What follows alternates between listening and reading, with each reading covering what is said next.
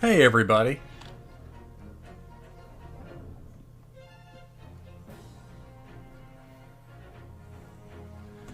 Jim Prower, thank you for the 57-month resub. Been with us for so long. Let's go ahead and continue. Yes, that save. So last we left off, we had just cleared Soseki Natsume of his accused crime, but now we're moving on to...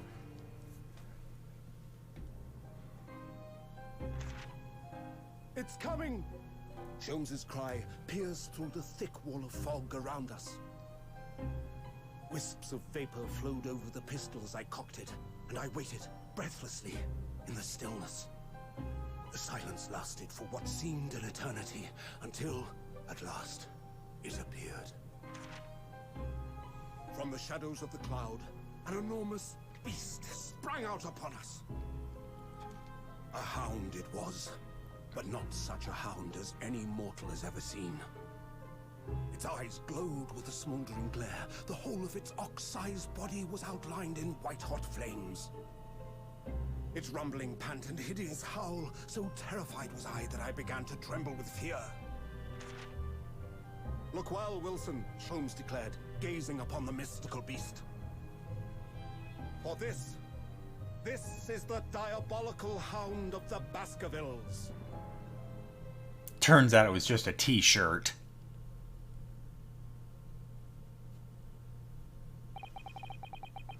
Our first 2 months in London passed by in a flash. Oh, okay, I can't let that one go. Open Time Train World, thank you for the 15-month resub. Moon! But they did change the name. It was the Hound of Baskerville. This is the Hound of Baskervilles. Totally different. Do not steal. And that disconcerting courtroom experience we were first thrown into on the day we arrived in the country. And in Soseki-san's terrible ordeal that had followed closely behind, we had emerged victorious. However, there then came an abrupt end to our opportunities to appear in court. Which was hardly surprising, of course, since I was nothing more than an amateur, an unknown student of law from a faraway land. So life in our little office was very quiet. That is, until it was shattered one day by that fateful telegram.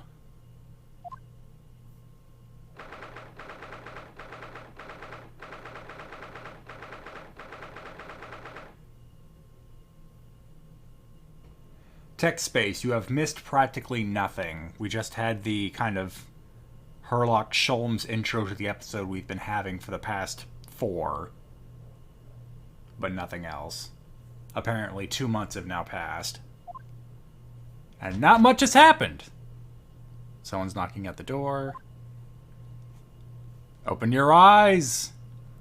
Wow, we just made the place look worse, didn't we? Can't even arrange a table.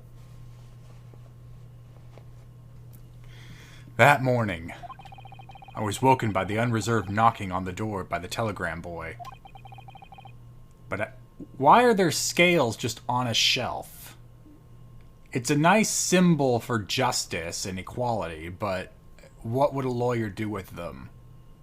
Are you actually weighing stuff up here?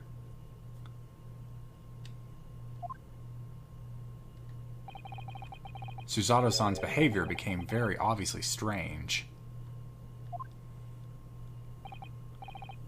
Susato-san? Yes! It is time to leave for court already? Let me see. What case is it today? I don't think I'm scheduled to defend anyone at the moment, am I? Oh, no, of course not. How silly of me. But I think Iris said she would make us breakfast this morning. So shall we go down to Mr. Sholmes' suite?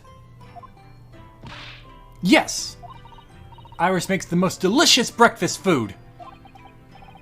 She does, doesn't she? And once our bellies are full, we can leave for court in fighting fit form.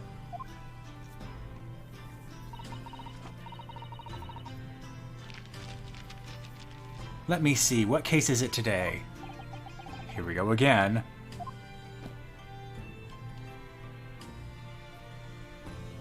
Susato, as my judicial assistant, the fact that you think we have a case when I know we don't have a case is weird.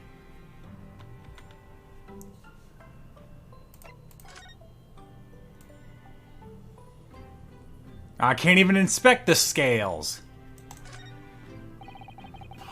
We've only been in London for about 2 months, but my desk is starting to look a little messy already. You could tidy up once in a while.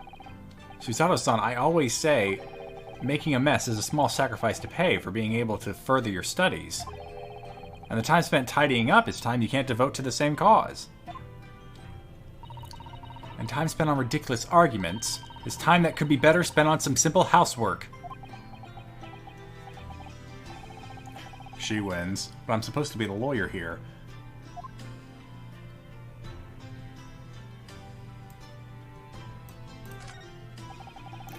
So this is the tea set that Susato-san brought with her from Japan. Let's hope she hasn't noticed me slipping sugar and milk into my cup when she makes it. It's just so bitter. Tea is a drink to be enjoyed, Naruto-san. You really don't have to force yourself to drink it, you know. I don't like to see you screw up your face so. Good, someone acknowledges that tea is a terrible drink, that we have to do everything we can to make it palatable. It's spring at last, and the weather is warmer now. We can finally open the window! But I love the smell of the fire and the steam rising from the kettle. Oh, would you like some tea, Naruto-san? We already covered that, thank you, no thanks! With the green tea Susato-san makes from time to time, and Iris's unique herbal infusions, this place is a paradise for a true tea lover. Green tea is such a wonderful accompaniment to British tea cakes, don't you think? No, because it tastes terrible. What's back here? Do you know, I've never seen inside your room there, Susato-san. I've never even peeped inside. I should think so, too! A young maiden's private chamber is a place of bittersweet secrets, you know. Whatever you say, young maiden.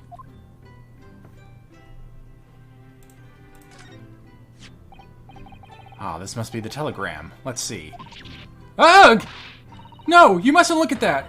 No, not under any circumstances! Alright, I won't. I'm sorry, Naruto-san, but you can be very mischievous at times. Then put the telegram away if you don't want people looking at it.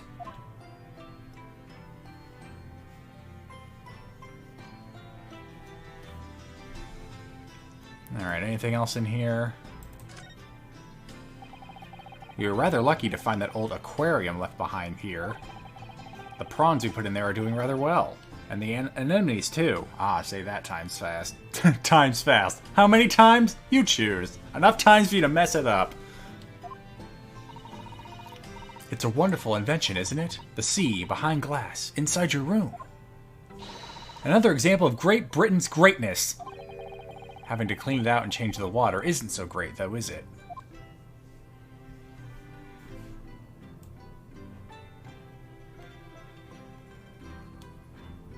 Alright. I think we've entered the stage where I can converse. Yeah, how is Soseki-san doing? Is he the one who's at the telegram? I suppose Soseki-san will have arrived back in Japan by now, won't he? Yes, I should think so. He left immediately after that terrible ordeal. Which would mean he should have completed the voyage already, or be just a few days away.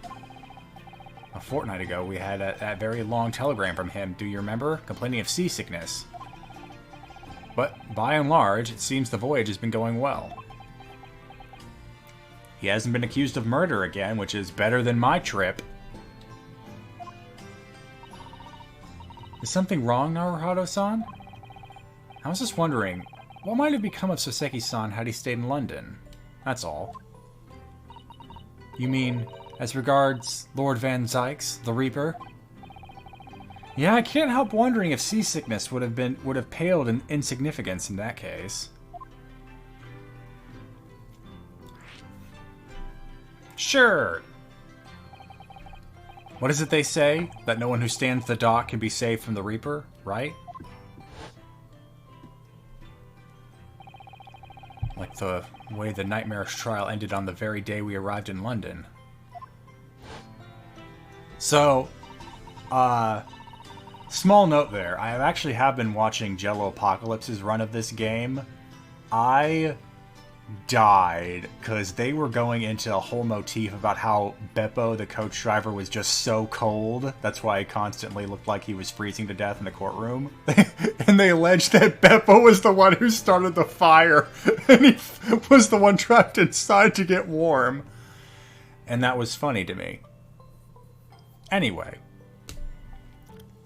even 2 months on, the cause of that dreadful fire is still a mystery. Yeah, but at least Soseki-san is safely out of the country now. Presumably that means that the curse of the Reaper can only take effect within the confines of the city of London, perhaps? Even if that's the case, it's a little comfort.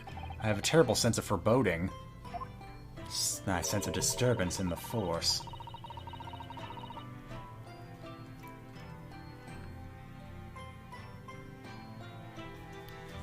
If the legend of the Reaper is to be believed, it would mean he wields the sword of justice himself. Come to think of it, I wonder what he's been up to since these past 2 months. Surely not wielding that sword against more acquitted defendants. Have there been a string of murders? No, I don't think so. Apparently, Lord Van Zykes hasn't appeared in court once since our last encounter. Oh. Yeah, since Oseki-san's trial, he's withdrawn from judicial service again, it seems. Really? Just like before, when he wasn't seen in court at all for several years. So it's just been me who's had to face him in his recent spate of trials then. Ugh, just my luck.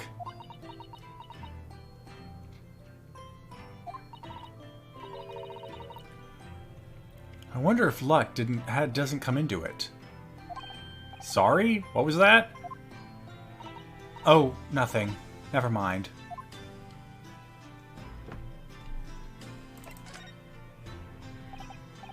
So, what was it about? The telegram that was delivered this morning, I mean. Oh, a telegram? I don't know what you're talking about.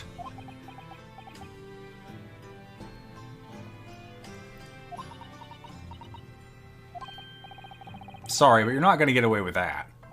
Well, I didn't think I would. Actually, don't give it a moment's thought. It's nothing. Nothing interesting. Boring, in fact. It was just a boring old telegram. That's 3 times now that she's tried and failed to convince me it was nothing.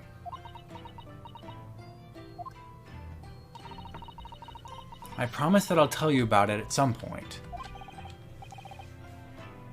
Alright, I understand. Let's eat!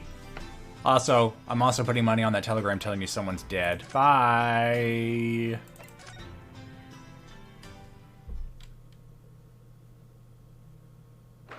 Susato. Yeah, I agree, Psychronia.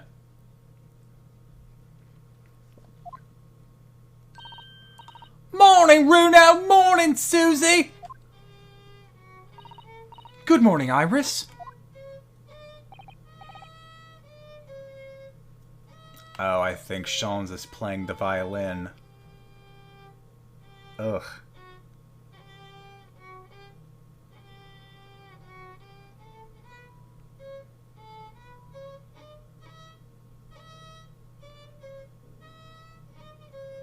Yeah, no, nothing's worse than a person who can't play, but insists on playing. Iris? What is it, Runo? What is that terrible noise? Sounds like a cat being strangled. Ah, yes, you noticed that, did ya? Ugh. You look great with the coat off, Sholmes, but don't try and play. Early isn't in the best form this morning, it seems.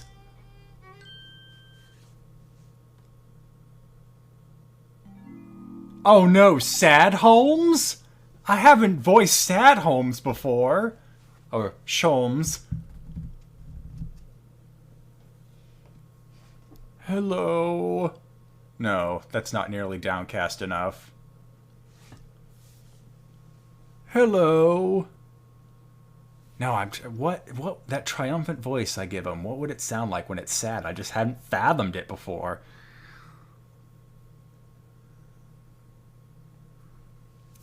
I want to be bassier without it trying to sound like he's flirting, which is hard, because I'm always imagine him flirting. Hello. Hello, Mr. Sholmes. Good morning.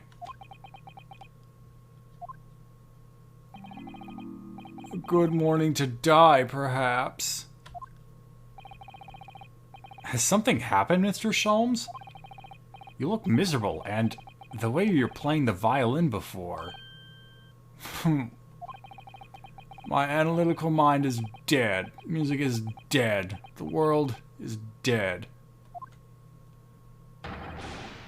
Damn this blanched existence! That's all it is, my dear fellow. Nothing of consequence. Crawling in my skin.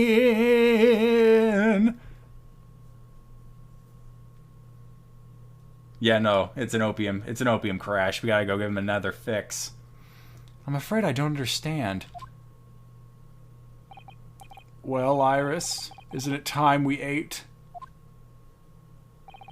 Some dry toast and insipid coffee for me, if it's not too much trouble.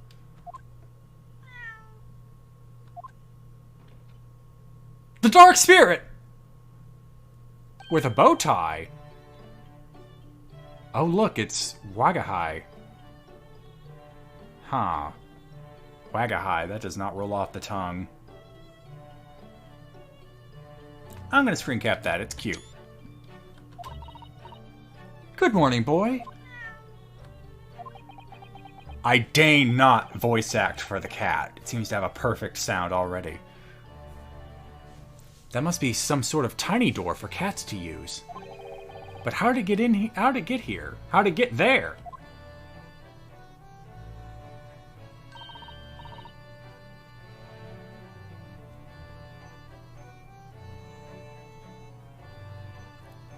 Well then, everyone, time for breakfast! Oh, wonderful. Let me help you, Iris. Ugh. It would indeed be a fine day to die. I knew something looked different. Something's missing from Mr. Sholmes' desk. Yeah, that machine he made and then didn't use. I'm not sure I'm going to spend much time examining this room, but might as well go to the obvious problem. What's up?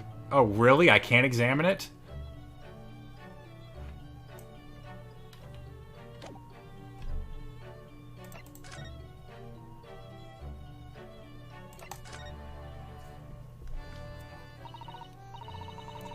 Mr. Sholmes, I don't like to pry, but...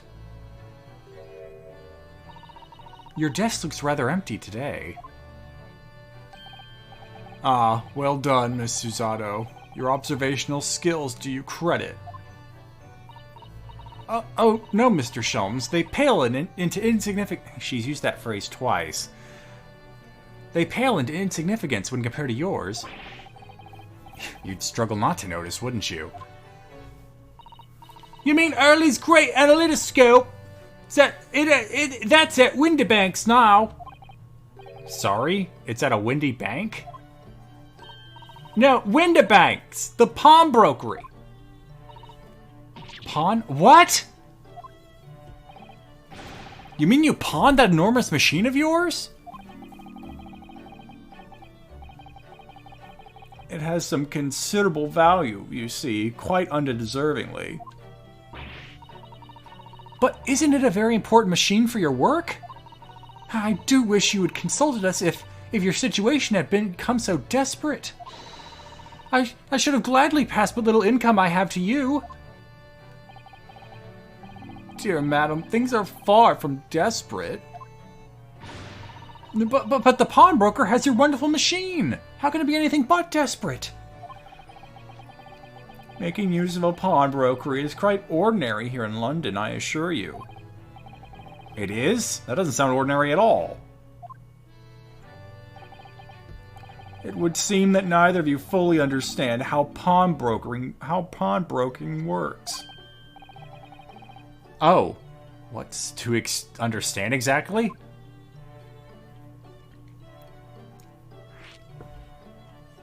Sure.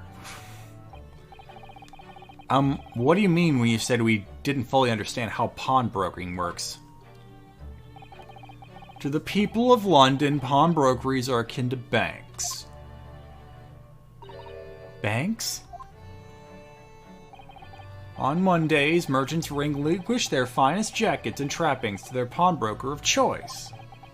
With the money they receive in return, they are able to trade happily through the week.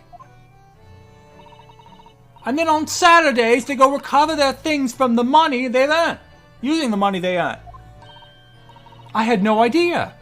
This has been a fascinating lesson for us. Everyone does it, you see, especially people in inner London.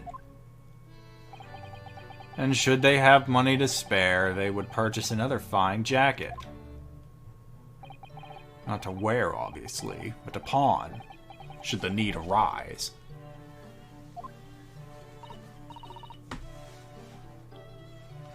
And to think we're just a century away from payday loan banks. Sorry, I didn't say that sarcastically enough. Banks.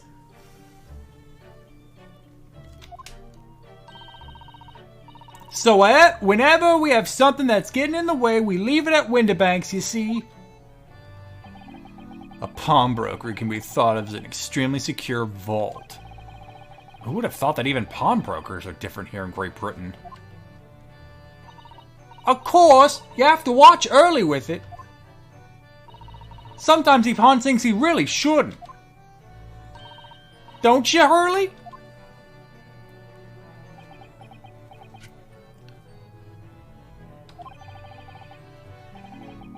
What's it matter? The world is dead to me now. Well, let's finally get the nail on the head there.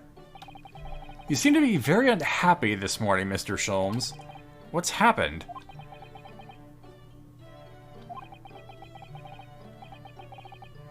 It used to be the case that in my hands, this violin sung like the dawn chorus. Its melisonic tones would make flowers bloom. It would? But now, the muses are unamused with me. The goddesses of music have thrown me over. Whatever do you mean, Mr. Sholmes? For hours I have bowed. For days even. Through the night I have endeavored, but to no avail. I guess in this case it would be bowed, because you use the bow on the violin. I don't know. Not a musical kind of guy. That sound, my tone, is lost. That brilliant, clear, unwavering tone, gone forever! No more recitals of unbridled emotion! Well, you haven't been practicing much lately, have you, Hurley? I don't know what I'm doing with Iris. I really don't. I'm just trying to go weird Cockney. And it's just weird. Don't worry, I'm sure it'll come back to you in time. Heed my words, Mr. Naruhodo. The goddesses of the arts are fickle. One day they bestow genius on a man. The next, they unmercifully withdraw it. Oh dear. Ah! Why is this happening to me? If they take the turn I have for the violin from me, what is left, for pity's sake? What is left?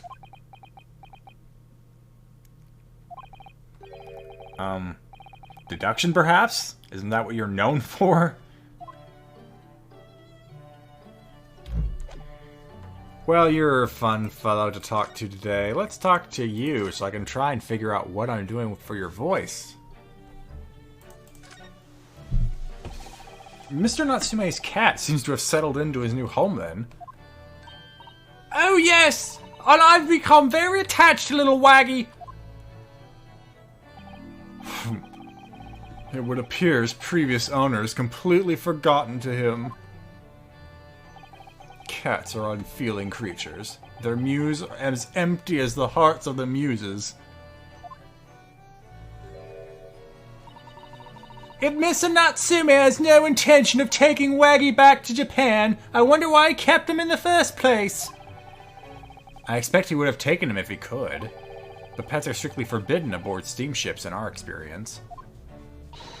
And for good reason! Terrible things could happen if the rules of passage are not obeyed. Well, I don't mind, because Waggy is adorable! Stop holding him like that, you're just stretching him out.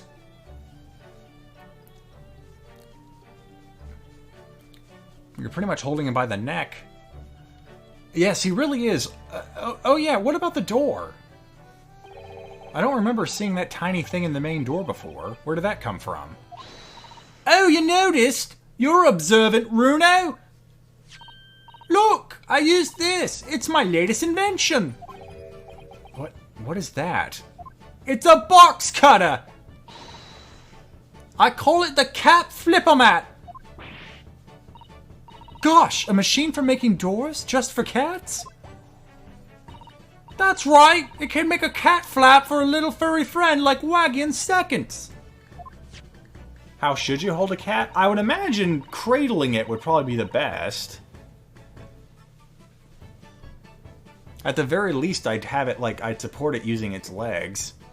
Like its back or its legs. I wouldn't try to hold it by the neck. And you can do it on any door at all, no matter what it's made of. It's very powerful, you see. Wouldn't it have been quicker just to make the cat flap rather than making a machine to make the cat flap? Well, yes, maybe, but now I can make cat flaps anywhere I like. Oh, I think it's wonderful. You must make one for us in the door of our office upstairs, Iris. She really knows how to come up with unconventional inventions, this girl. Yeah, no, make a cat flap on a person. That seems to just be begging to happen. Hee hee hee!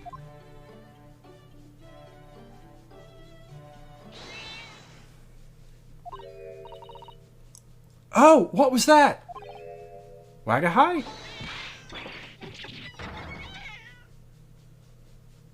I think the cat just got cat flapped. Wagahai's dead!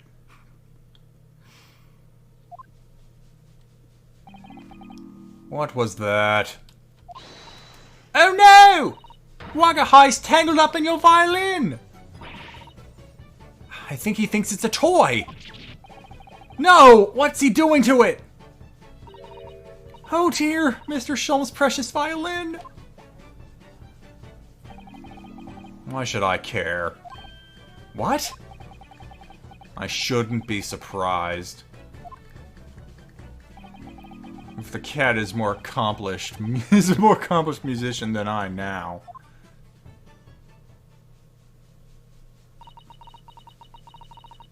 Mr. Sholmes really is in poor spirits, isn't he? Well, anyway, I'll put it back where it lives, shall I, Early? Out of the cat's reach, if possible. Which is impossible. If you have a cat, there's nothing out of their reach. Maybe we should assess the damage.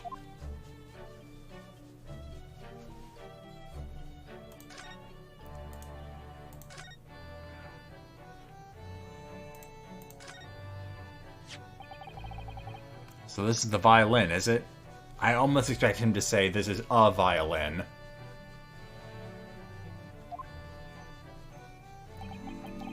It's a Stradivarius, one of the finest violins in the world, made by the renowned Italian luthier? Luthier. Not Luther. Not Lutheran. Luthier. Is that just a person who strings violins? Antonio Stradivari. Oh, I see. It doesn't look like anything special to me. It happened upon it.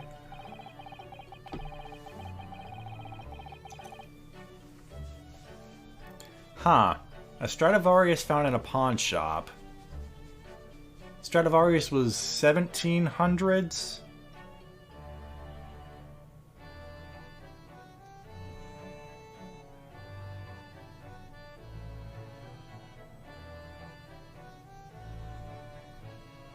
Anyway, I was just wondering how rare that occurrence that would be.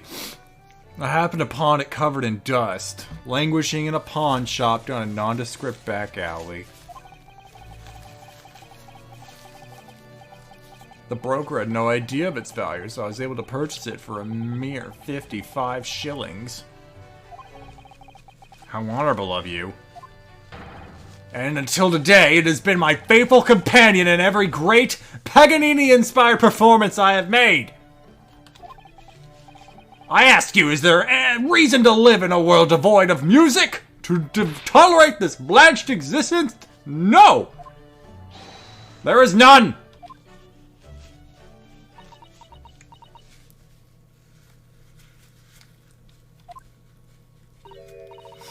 Mr. Sholmes. What, dear madam, what? My thoughts are preoccupied with fancies of release from this dull routine. Well, it's about the violin. It looks very different to normal, don't you think? Hmm? What do you mean, Miss Susato? Oh, Susie's right! Yes, the tone of the wood is completely different! And that's not all. I'm sure there was no crack here before. Wait, it's not even the right size, is it? This is a goddamn viola! What's this?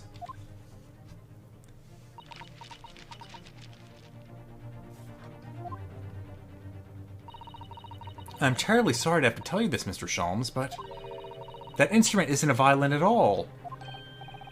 Then what? I believe it's an entirely different instrument called a viola. Oh, okay. I'll just beat you to that joke. What? What? What? What? Oh, Mr. Sholmes, are you all right? You're right! You are quite right! This isn't my faithful Stradivarius. So what, pray, is this piece of stringed flotsam? Not your faithful performing partner, then? Oh, I see what must have happened. You do, Iris? This is just a simple mix-up. It sounds like Iris might be able to tell us exactly what's happened if we ask her. Ooh, getting jaunty now. I'm running down the park right now. I'm exercising a little bit.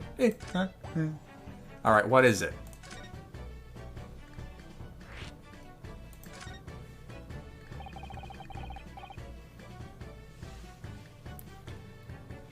What did you mean by a mix-up, Iris? Well, you see, this viola, I mean, was at Windibank's until last week. At the pawnbroker's? Not Mr. Sholmes' beloved musical partner. There's a proverb from the East with which you are no doubt familiar, my dear fellows. Always let a beloved child travel. Yes, indeed. So you sent your beloved violin to the pawnbrokers and hoped that it would experience personal growth? Oh, what a wonderful idea! Last week I pawned my great analytoscope in order to release my precious instrument. But it would appear Mr. Winterbank mistakenly furnished me with this tawdry fiddle instead. But my ears cannot be deceived by the hollow timbre of this piece of timber. No, but your every sense was deceived by the fact that it had strings. It just had strings.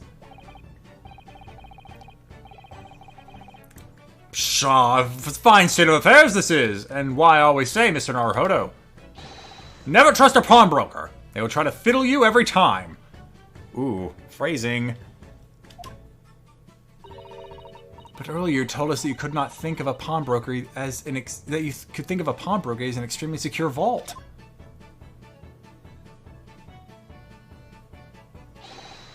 Come, Mr. Naruhodo, dilly-dallying will get you nowhere. Sorry? Crunching your toast with that vacant aspect, fessing your coffee so obtusely. Are you not a little embarrassed by your own conduct, considering the urgency with which we are faced?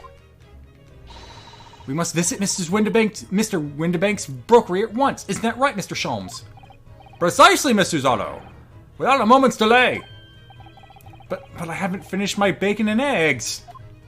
And this giant greasy sausage that's in here for some reason. My dear fellow, surely you will not still intend to crunch your bacon with an increasingly vacant aspect? To fresh your egg ever more obtusely? Alright, say no more. Let's go then. Don't worry, Runa, I'll be happy to heat up for you again later. I just invented the microwave. Oh, thank you, Iris. As it happens, I'm rather curious to see what a British pawnbroker's looks like. Maybe we'll find a murder on the way there.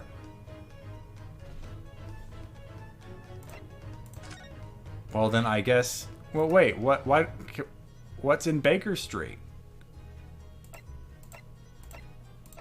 Well, I'm going to Baker Street first.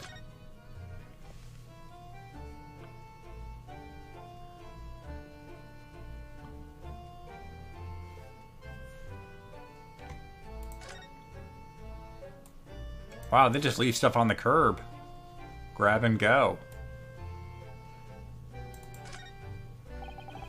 Look at all the different things in the window of the shop.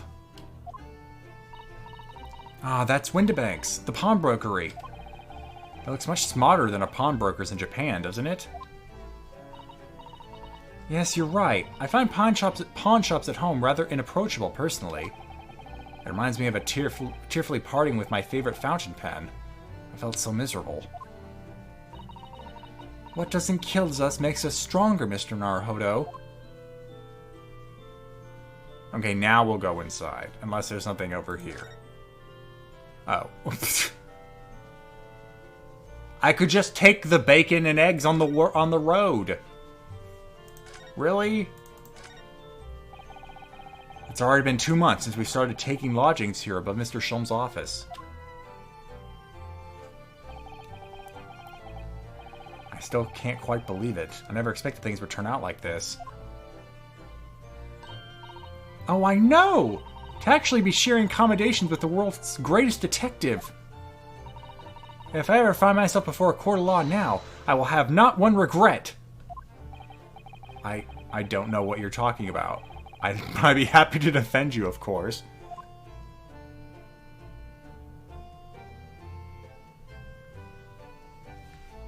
Alright, I guess now we're moving.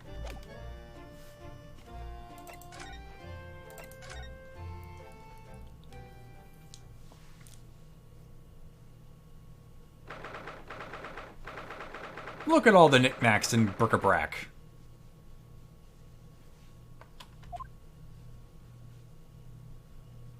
More scales, but this time it makes sense. So this is a British pawnbrokery.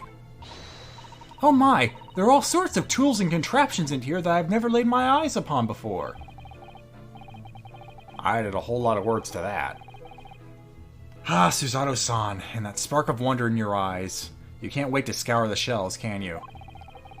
I get the impression you enjoy places like this? Oh yes, I don't know why, but seeing such a lot of things I don't understand is a real thrill for me. My dear fellows, let us not forget why we are here. Aw, you put the coat back on. Take it off! Take it off! Take it off!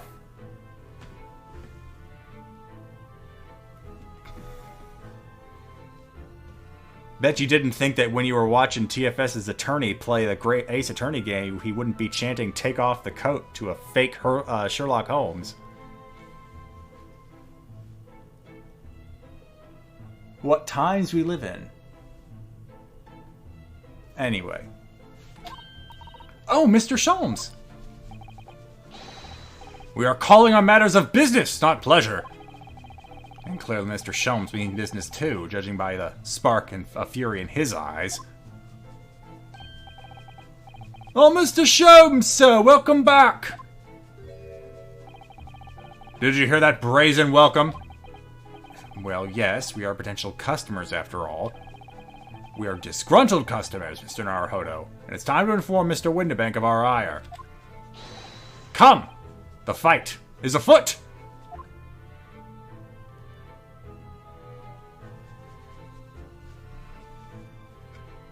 Well, first we gotta examine your store while you're just standing in front of us. Hey, look! Scales! What are you doing, my dear fellows? You're not here to browse for interesting curios. You have to come and teach this broker a lesson. Oh, but there are just so many fascinating items.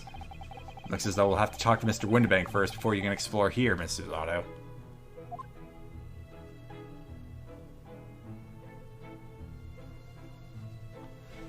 Alright then. Let's talk about what your business is first. If I have control over the dialogue, Holmes. Sholmes.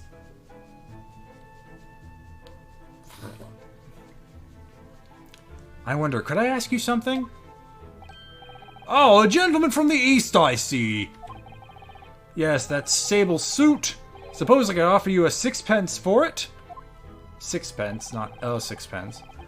Without wishing to offend, the tone is somewhat dull. Sorry? Aha! But for your splendid attire, madam. 5 guineas, no less. The colors are exquisite, the design exotic. The Eastern artistry at its finest, may I say. Oh my, 5 guineas, you say? I'll strip down now. How interesting. Why do I feel as though I've suffered some sort of defeat here? Actually, I was hoping to ask you about your business. I've heard it said that pawnbrokers are used rather like banks here in London. Yes, sir, indeed. Many of my customers utilize the establishment as you describe. I appraise their items and offer them a proportionate loan and 2 months of secure stowage. And if, in that time, they repay the original sum to me plus the agreed interest, their items are happily returned. What happens if they don't pay you the money? Then the items are offered for sale in my shop, as you can see on the shelves behind me. So you never sell items before the 2 months have passed, then? That's right, ma'am, that's right! Which means some considerable responsibility rests on my shoulders. I've got a gun! Should a customer's precious belongings be lost, the only recompense for me is to end it all! Thank goodness I got this seppuku knife! If, as you can see, I have quite a bit of disemboweling to do. The very idea, Mr. Windibank, is an absurdity. But should never talk of one's demise so casually. This is the man who was telling us it was all a good day to die only this morning. And let us not forget that I have already helped you take measures to ensure such a tragedy never occurs. Oh, what sort of measures? I engineered a simple device, which Mr. Windibank has installed here in his shop. It goes ding every time the door opens. I call it the red-handed recorder. Is that not so, Mr. Windibank? Oh. What was that deep sigh about? Well, we'll get to that. First, the violin. Naturally, you'll recall this, which I retrieved from you some days ago. Yes? This second-rate fiddle is not my faithful instrument, Mr. Windibank. The color of the wood is different. It has holes in it. It's not even the same size. A wonderful summary of our observations, Mr. Sholmes. Oh, the Mighty Ryan. Mighty Ryan. Don't know why. Thank you for the 21 resub. I'm so very sorry, sir. How utterly unforgivable of me. An inexcusable mistake for a pawnbroker. There's only one way to make amends.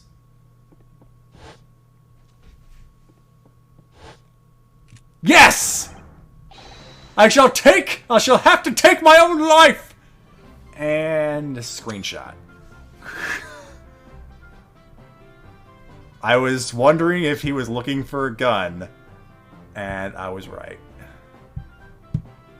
Such jaunty music, too. Hold on, I want to clip this.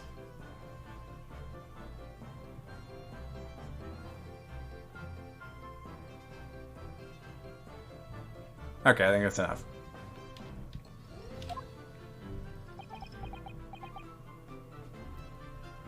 I was half expecting Sholmes to just say, "Do it." I don't think that will be necessary, do you? If I may just say one thing before I pop off. Yes? It was you, sir, Mr. Sholmes, who took it upon himself to remove the item the other day, I believe. Sorry. As I recall, I entered the storeroom to fetch your violin when I heard, "Ah, here it is." You did? And when I turned to controvert you, you had taken the viola and left, sir.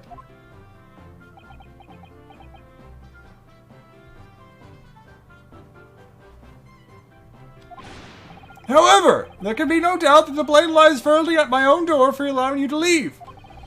So I shall not grumble or grouse any longer. May this guilt die with me. No, no, no, stop, my dear fellow. The fault is mine.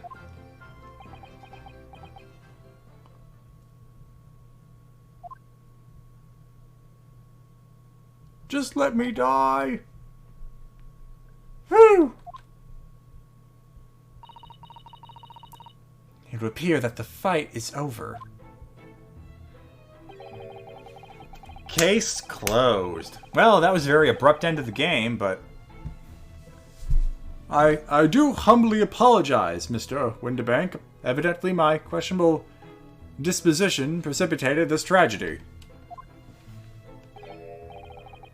Well, you wouldn't be Mr. Herlock Sholmes without that questionable disposition now, would you? Ah, I do believe you may be right, sir. It's either laugh or cry, I suppose. You are, must be said, one of my more challenging customers. I need to remind you of the peculiar collection of items you've brought through my door in the past. Oh? Oh, peculiar items. In the extreme, ma'am. For example, the unpublished manuscript of an eponymous work, the novels of Herlock Sholmes, or some such. Oh my, a new, fully fledged novel? And unpublished? A story I've yet to read, you mean? Oh, forgive me! And clip.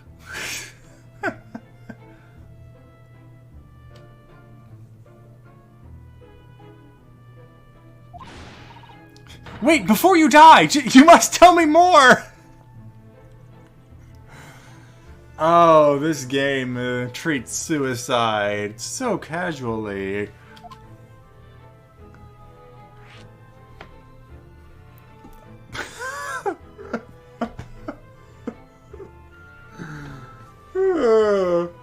He's just there waiting for us to ask. Finger on the trigger, ready to pop.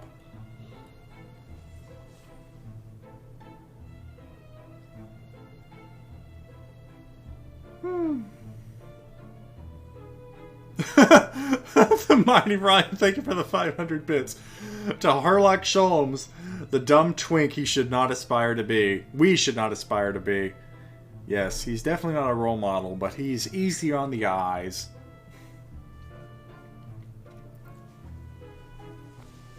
Wait, there's a photorealistic picture of a golden retriever?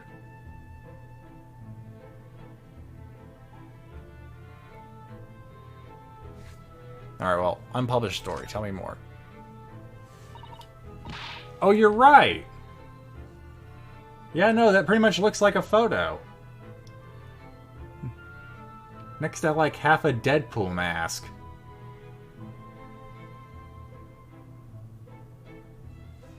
And 3 shovels? Yeah, I guess it could be a shovel and, like, 2 mops. I must know more! Tell me everything! Wow, Suzada-zan is really fired up now. Is there really an unpublished story under this very roof? Where'd the gun go?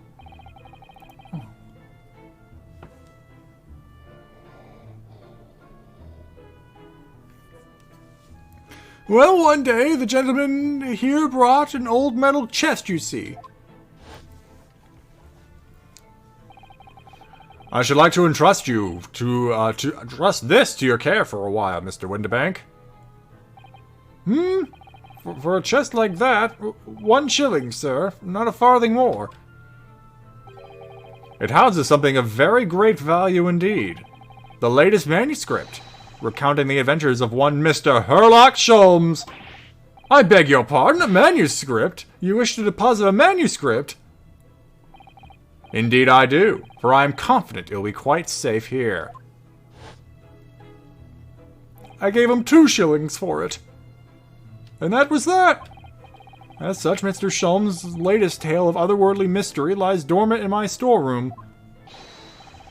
Mr. Sholmes, is that really true?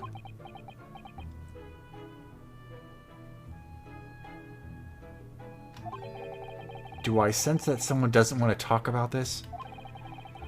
I continue to pay your fee, do I not? Then kindly continue to store my belongings securely. Of course, sir, of course. They're safe and sound with me, I assure you, on my life. This is all very strange, and clearly Mr. Windibank wants to die. He's just looking for an excuse. Anyway, before you started whipping the gun out, red-handed recorder? What's that about? What on earth is a red-handed recorder? Use your eyes, my dear fellow! There are 2 just below the ceiling!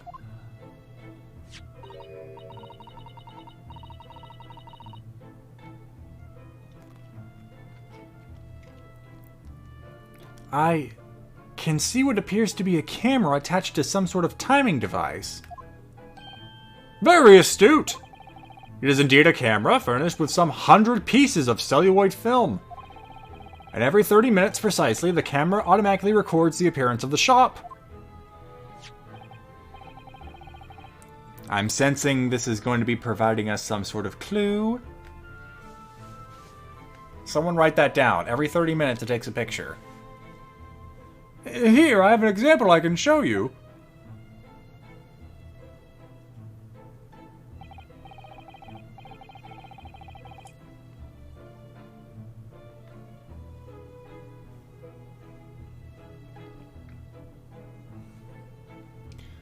Ah yes, a print from the camera set to record the activity at the shop counter. I developed a special type of film so sensitive it produces a crystal clear image even in darkness. Really? That's extraordinary. Don Critias, thank you for the 24-month resub. 2 years! Congrats. Welcome, welcome. Thank you. Yes, you can clearly see the counter and the door behind it. Look!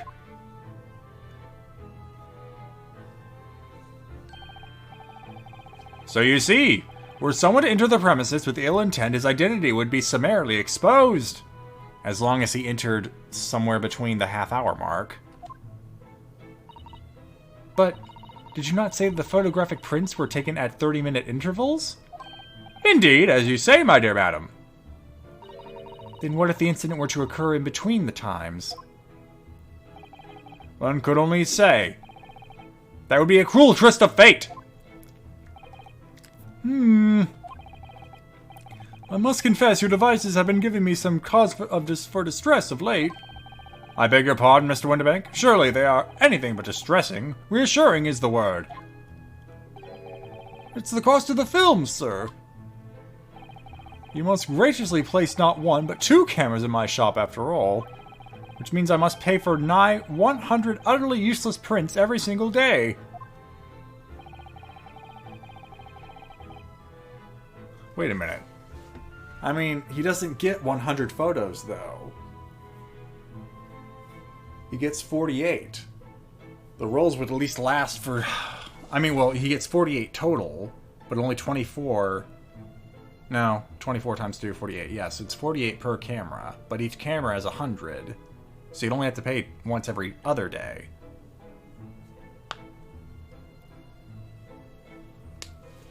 I'm afraid the cost of the film will break me before I'm very much older.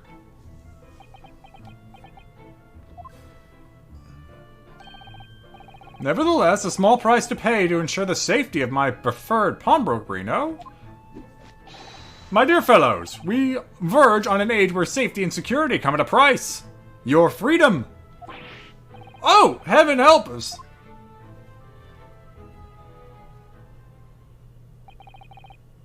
Yeah, so it's 96. Okay. Yeah, no, so he does get about 100 photos a day.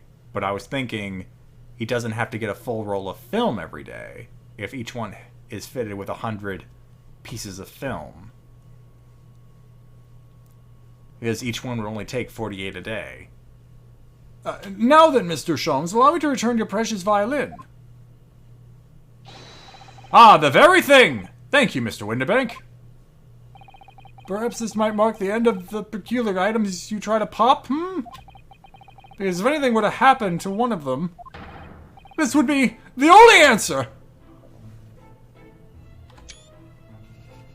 I kind of just always want a picture of him saying something while pointing the gun at his head. I'm hoping I can make this the thumbnail for this stream. Not sure if I can get the timing right, though.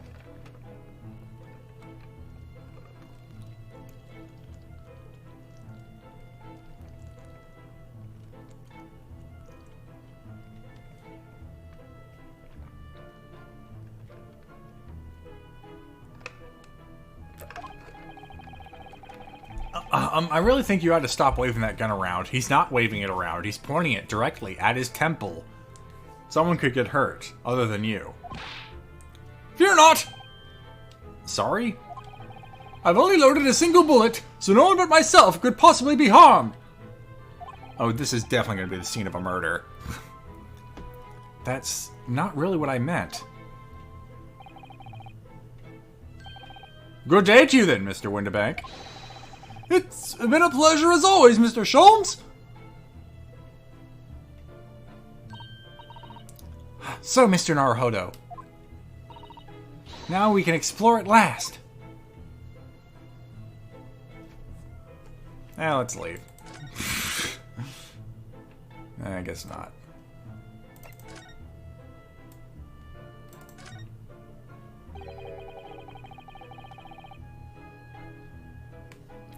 There seems to be a little door hidden behind that curtain there. That leads to the storage room, where Mr. Winterbank keeps articles that are currently in pawn. Ah, I see. There's nothing of particular interest inside. I certainly wouldn't recommend any loss in this activity. Recommended or not, that's not something I tend to do. There is but one key, and Mr. Winterbank keeps it in his pocket at all times. Before he sleeps, he places it into a small pot, which he slides under his pillow. Oh, okay. There are plenty of places for him to slide it, but under his pillow is okay.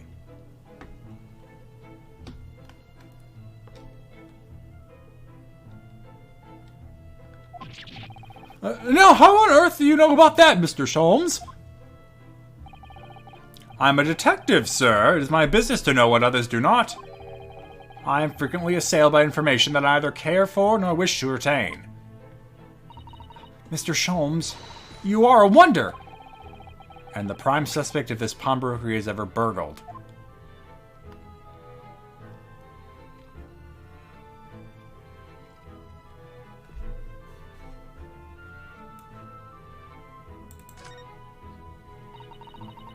What an assortment of things there are on these shelves here.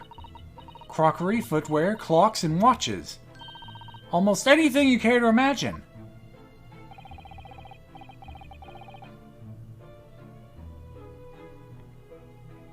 Those are forfeited items, offered for sale by the pawnbroker. What does that really mean, though? When you pawn or quickly pop an item, the broker loans you money against its worth. He stores the item for an agreed period of time, after which the loan must be repaid. If not, he is free to display it in a shop for sale at a price of his choosing. Oh yes, now you've explained it. I'm noticing little price tags on everything. Of course, simply by paying the agreed interest on the loan, one can extend the period of safekeeping. So you may pawn that black garb of yours without fear, my dear fellow. Are you flirting with me, Sholmes? You know I'm not wearing anything under this. My treasured university uniform? Never! It embodies my student spirit!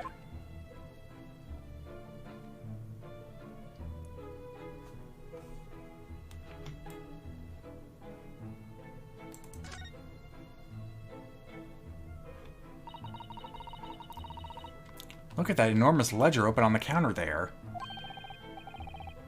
Mr. Winterbank is, if nothing else, very particular about recording the items he accepts.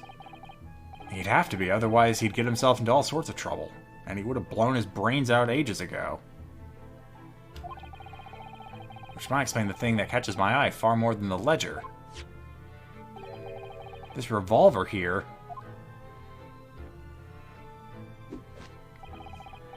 Do not entertain even a single thought of pilfering an article herein, my dear fellow. I assure you, Mr. Winterbank would not hesitate to draw that weapon in the speed belying his portly size.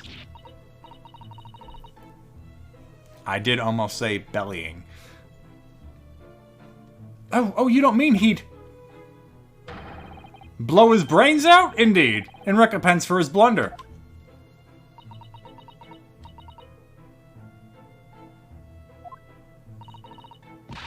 But in any case, of course, we would never do such a thing. How could you even suggest it?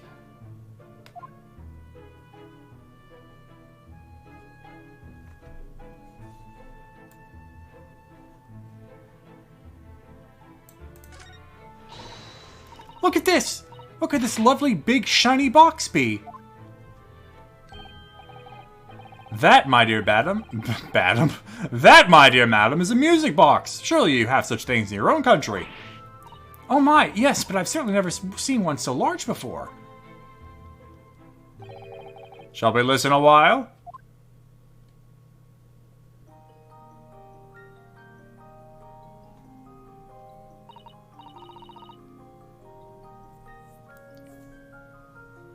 Ah, what a sublime sound. It's like the music of angels. I've never heard anything like it before in my life. This particular specimen is of the larger variety, commonly found in public houses and restaurants. There is a metal disc inside on which the notes to be played are recorded. Simply by replacing the disc with another, any music you care to imagine can be played. As long as you enjoy chiptunes. My goodness, what a simply delightful machine! Indeed, though their popularity has waned recently with the development of the gramophone, of course. Science and technology advance at such an overwhelming pace. In 100 years, I'll be listening to this on a phone. What's that? I don't know.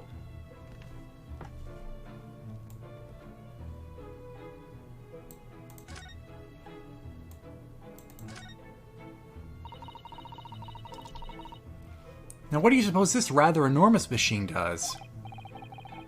It seems to have two little windows for looking through.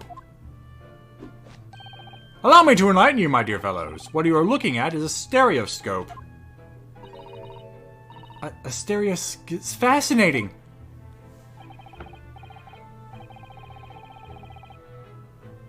It's aptly named, I assure you. Look through the eyepieces to see for yourself.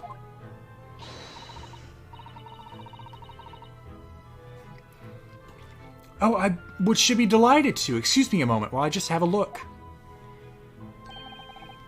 Just before you do, there is something I should point out.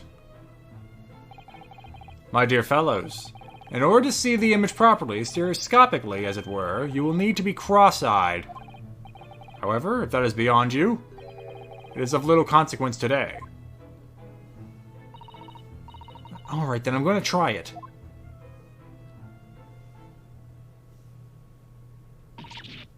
Ah! Mr. Naruhodo, you must see! Alright then. So I need to be cross-eyed, like I'm trying to look at my own nose.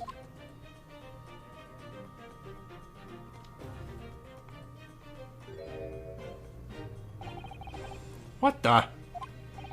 I don't believe it. It's just a photographic print, but it seems like you could reach out and touch it.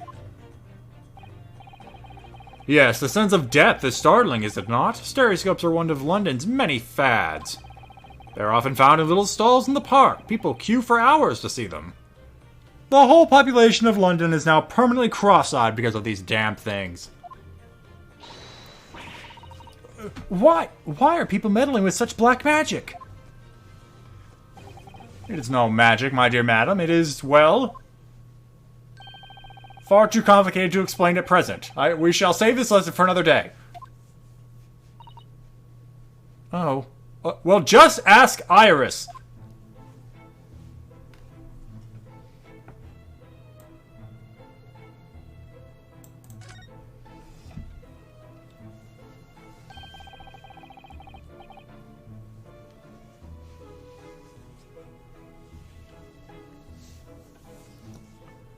That's not a calendar you could easily miss, is it? 15th of April, today's date. The Ides of April. Yes, that's not for sale, I must point out. It's an Eastern-style page-a-day calendar. Every night at midnight, I tear off the front page to reveal the following day's date. Write that down. Write that down. The perfect calendar for a tearaway fellow such as yourself, Mr. Winterbank. And who was it now who walked out of here with the wrong violin before? Well, when the agreed storage period is passed without repayment, articles are forfeited, you see. So I have to keep a close eye on the date. It's something of a pawnbroker's obsession, you might say. Oh yes, I can see you're very dedicated to your job. So what's this on the floor? Look at this! Whatever could it be used for? I have no idea.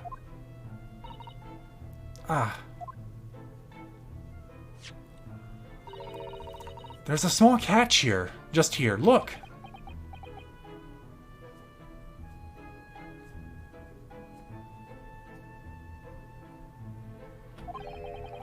We're going to open it, aren't we? We opened it. Oh my, that's amazing! It has some sort of spring-loaded mechanism. Which we'll never manage to put back the way it was before. What are you two doing? What? Us? Nothing. No, nothing at all. Whatever this device is, it seems to have a pair of little windows to look through. And it's just a portable stereoscope. I feel as though I've seen something rather similar to this elsewhere. You put a photo... What? Only tuppence for it? That ain't fair, you know it. This article is barely worth a penny, miss. I cannot offer more. Pan to the left. Sounds like there's an argument brewing over by the counter.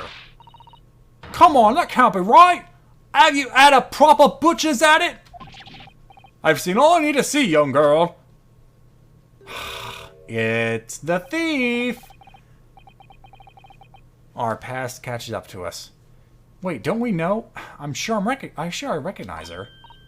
Oh yes, it's the young lady from Mr. McGillicud's trial 2 months ago.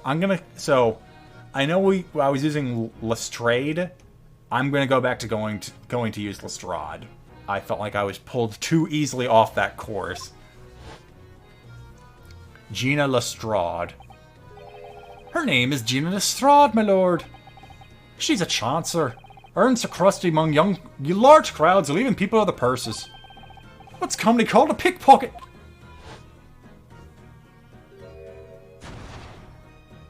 She's got a gun! Back to trying my poor attempt at a Cockney accent. Gordon Bennett, you lot! She stole it again? Hello, Miss Lestrade. I hope you've been well. Eh? What? You want everything in, do you? Well, I remember being completely surrounded by smoke, that's for sure. Yeah, no, welcome to London, where apparently, like, 30 people live, tops. So, what you doing in here? Doing in here? Down and out, like the rest of us. Nothing to eat. Come and pop that black weasel. Sorry, coat, have ya? What is it about this black uniform that makes everyone comment on it? Ah, good day, unless I'm much mistaken. You would be the young pickpocket who stole our experimental smoke grenade launcher. Again! Ah, Mr. Sholmes! So, you have something of value to pawn, do you? Allow me to see the article, and I shall negotiate with Mr. Windibank on your behalf. Pull the other one! I don't need no help from some stuck-up D! Get out of my business! Go on, we'll make trouble for you!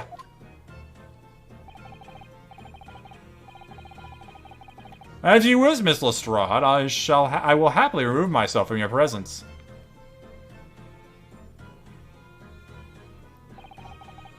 He's really done it. He's gone.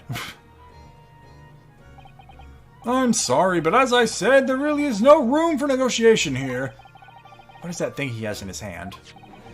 Some kind of metal disc? And you! Go on! Leave me alone! Oh, Miss Lestrade, let's just pretend we aren't here. We shan't be offended in the slightest.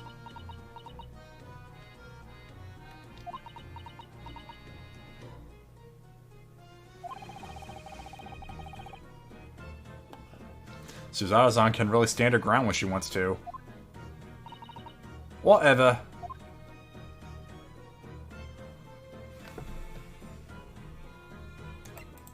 Bye! No, the story's happening here, I'm afraid.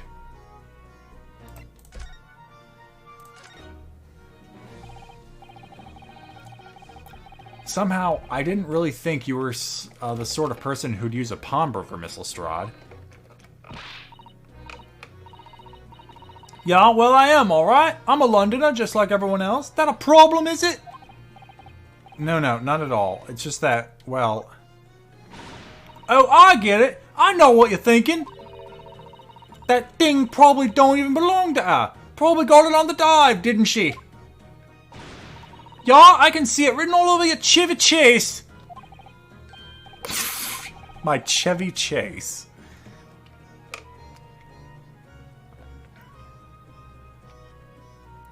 Well, I might have been thinking something along those lines. But if that were the case, I'm sure you'd be using a fence, not a pawnbroker.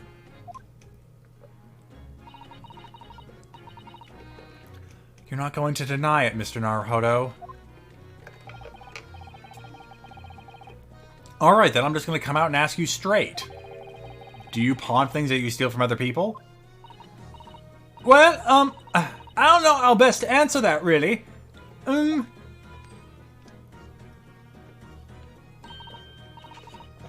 Suppose, sometimes. You're not going to deny it either, Miss Lestrade? But not this time, alright? I swear! This thing belongs to me! The disc that Mr. Windibank is holding. Perhaps we should see what he has to say about all this.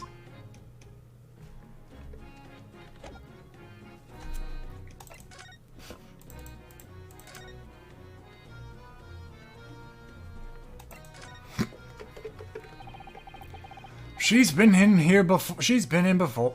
Of course, this little tatterdemilion. What word is that? This little tatterdemilion. Demilion? Tatterdemilion? The swear word. I see. And brought some dubious article or other with her every single time, I might add. Dubious? What are you trying to say? I'm an honest customer, me. So is there something dubious about the disc she brought in today?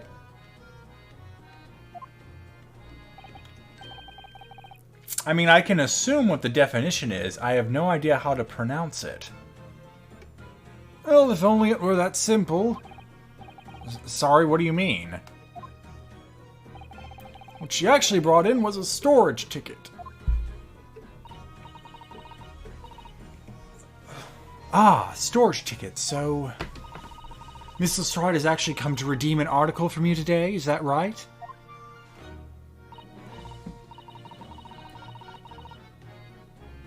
Yeah, that's right. A girl like me has a lot of stuff what needs storing. Alright, yes, that's definitely dubious.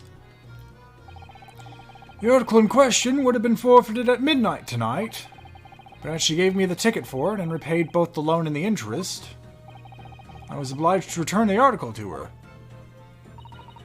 But what was the article? Do tell us, Mr. Windibank. The little scamp is wearing it, madam. The overcoat she redeemed. It's the overcoat she redeemed. Oh, and you called my thing raggedy. What? What's wrong with that? It fits, don't it? I mean, it's mine. Of course it does.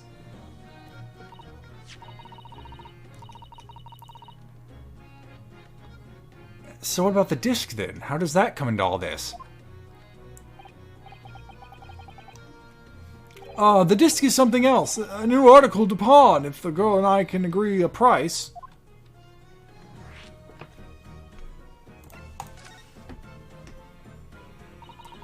Mr. Windibank, what exactly is this metal disc that Miss Lestrade brought in? It seems to have hundreds of tiny little bumps on its surface.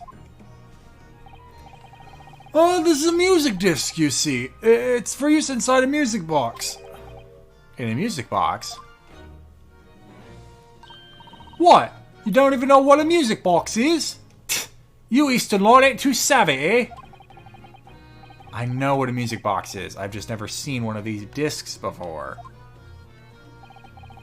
The small protrusions on the metal disc encode the tune to be played by the music box. You simply insert the disc and set the machine going, and beautiful music plays. It's so incredible. Tell us, what tune is on the disc? My Fair Lady.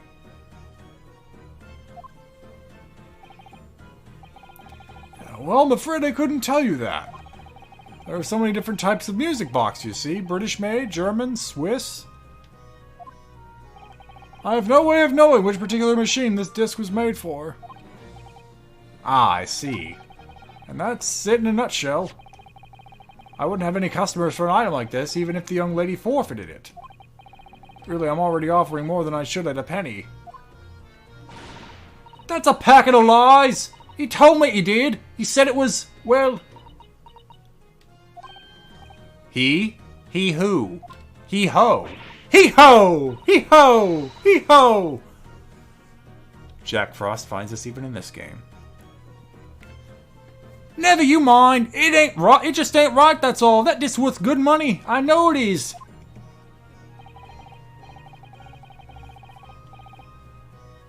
Well then, you'll have to try your luck at another pawnbroker's, wouldn't you? Won't you? Get out. Tramp. Ugh!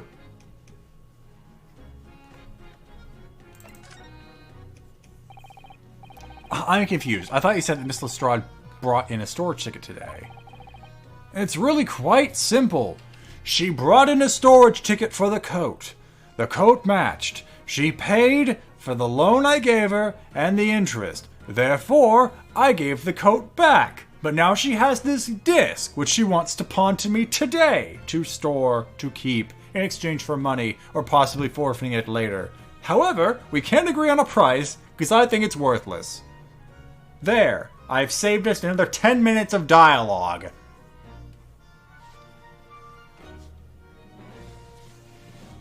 Blaster Master Guy, thank you for resubbing, thanks to Probably Not a Mayor, and asking, did you see the Family Guy YouTube video trying to educate people about the science of vaccines? I did. Valiant effort. Don't know why Family Guy decided to weigh in on the issue. Yes, the child brought me a storage ticket and the money owed on it, as you say. For this heavy black coat, which you returned to her, care, as I understood it. That's right, yes. And rather unsurprisingly, as soon as the little ragamuffin put the thing on, she went rifling through the pockets. Oh, you mean... What? Don't you know it's rude to stare at a lady?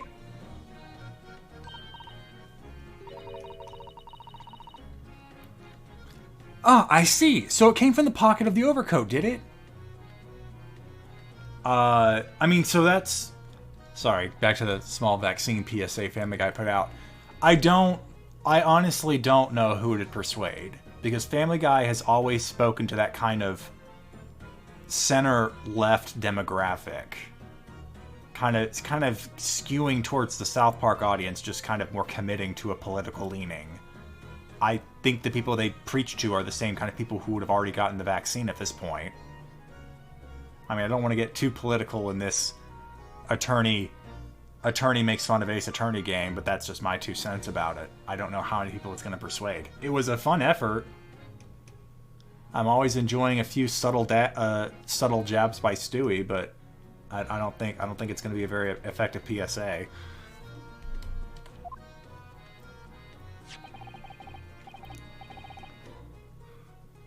So the disc came from the pocket of the coat. And she immediately tried to pawn it. For quite a high price as well. This is all rather suspicious, I think. Give it up! I'm just trying to pawn something like anyone else would.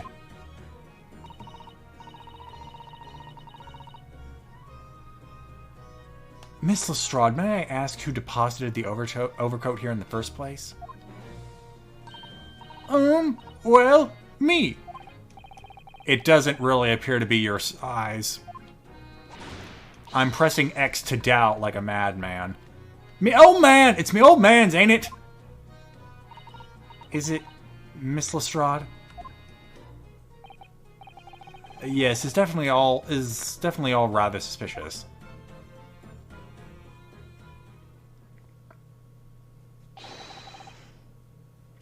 Who could this voice be? Out of the way, please. Well, aren't you a dandy fellow? Who's this picture postcard English gentleman? I'm gonna have to go really snooty for this. Good day to you, ladies, gentlemen. What's your problem, eh? There is no problem, as long as you remove yourself. I have a matter to discuss with the proprietor.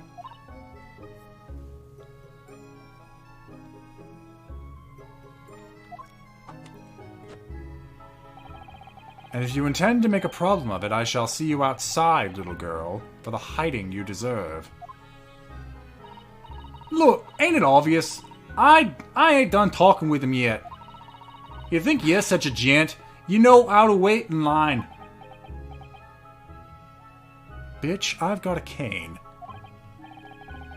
Well, you are an impudent little brat, aren't you? As well as a pickpocket. Eh? Who are you? How do you know who I am? The question is, how do you not know who I am?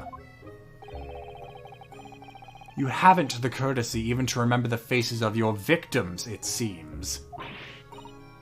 What? You mean, from you? Broker! Yes, sir. I believe this filthy pocket thief has just redeemed an article from you, no? Yes, The article in question belongs to me. I demand for it to be returned to me at once. Oh my. Now that's a lie! What you trying to pull? Give me back my overcoat, you wastrel, and needless to say... any music box discs too. Oh no. Now he's full on JoJo. No, you can't have it. You just can't. It's me old man's, or it was. Now it's mine. Goodness, Mr. Naruhodo. This is a very awkward situation. Yeah. I think perhaps we should hear both sides of the story in a little more detail.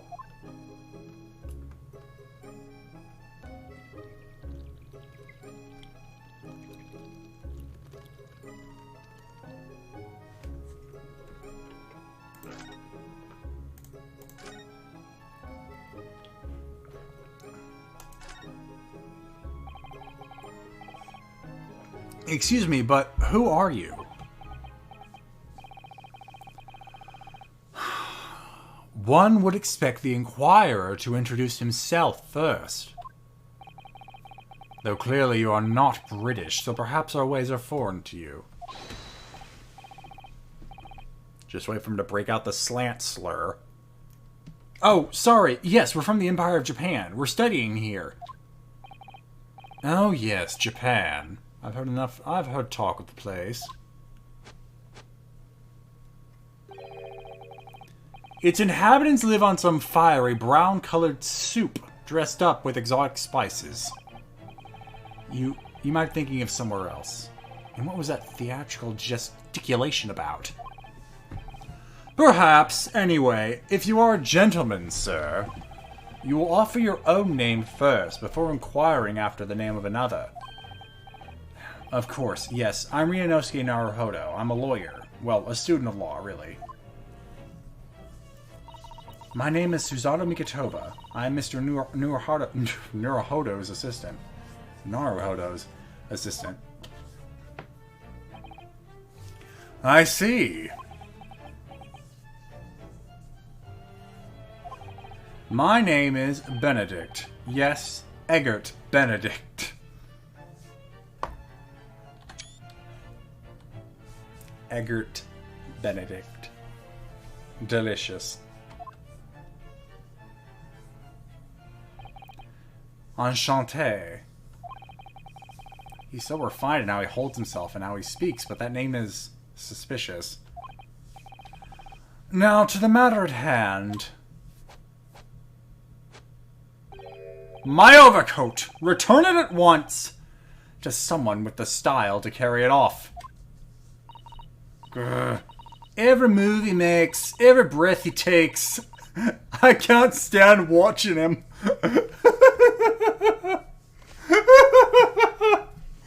Oh. I don't know why that reference was the one to get me.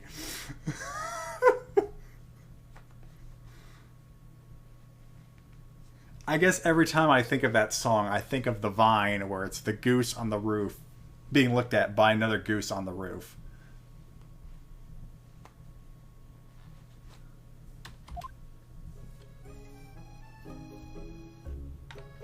Well, that doesn't help me understand the situation at all. So I guess I'll just keep talking to Gina. Wait, no. Ugh.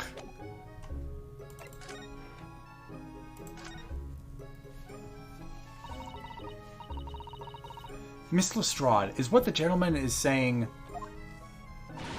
What do you think? It's all lies, ain't it? Obviously! I swear on my life. I ain't never laid eyes on that dandy before. Let's hear it now, you little ragamuffin. You stole it, didn't you? That ticket you brought in here just now. No, I swear it! I swear to God! It was barely an hour ago. I was walking along the street, minding my own business, when this little gutterling ran into me. I knew at once what had happened. I've been robbed yet again, I thought to myself. Those wretched pickpockets. Yet again? Oh yes, as you can see, I'm a man of impeccable style. This isn't the first time I've been targeted by these backslum scoundrels. Strike a pose. And now then, relinquish my overcoat. Good. Come along now, Miss Lestrade. Give the good gentleman his coat back. If you're going to cause trouble, I shall have no choice but to call the police. And shoot myself.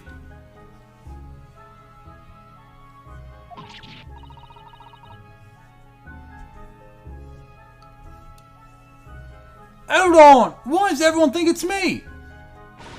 Just look at this dandy cove. Do you think I'm the dodgy one? I'm sorry. Ugh, no. I'm sorry. No, why am I... Ugh, he's suddenly like 20 years older. I'm sorry. I'm sorry. I'm sorry. I'm sorry.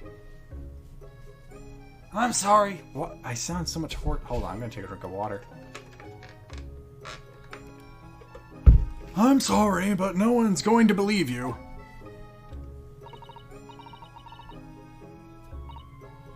What about evidence? Yeah.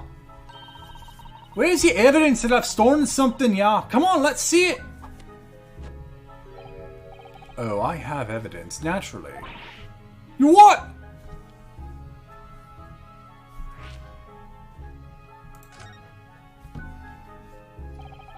Evidence that the article Miss Lestrade redeemed actually belongs to this gentleman? We're just gonna have him try the coat on? Of course, we need only consult Mr. Winbake's ledger to know the truth.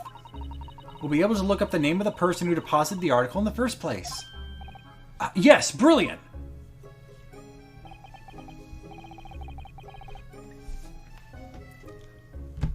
Man, every time. I'm very sorry, but afraid that won't be possible. Oh! I never ask customers' names. That's a strict policy of mine. But why not? Well now, as you can imagine, some of my customers have circumstances to consider. A great many of them prefer to maintain their anonymity. Yes, I see. But then how can you know if an article belongs to the person asking to redeem it? Oh, it's quite simple. If they have the ticket and pay it, it's theirs. Good sir. Might I trouble you for the watchword associated with the article? Watchword? Fidelio.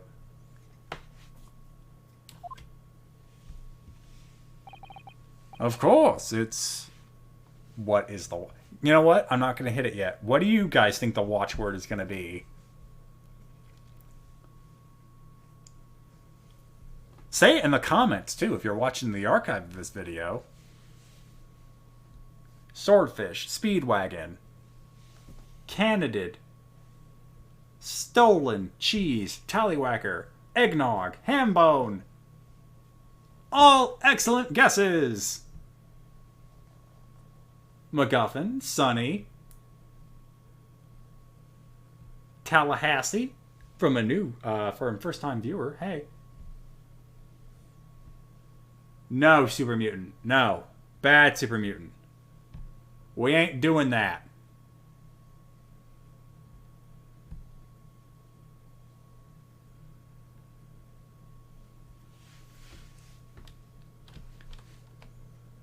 Password 1. Yeah, let's find out. Professor. Professor. Yes, that's right, and all the evidence we need. This gentleman is the rightful owner of the article, without doubt. A watchword? Interesting.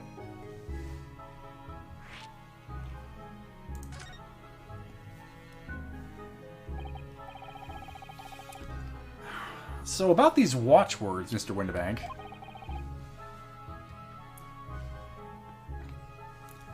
As I just explained, I never ask customers' names when they deposit items with me.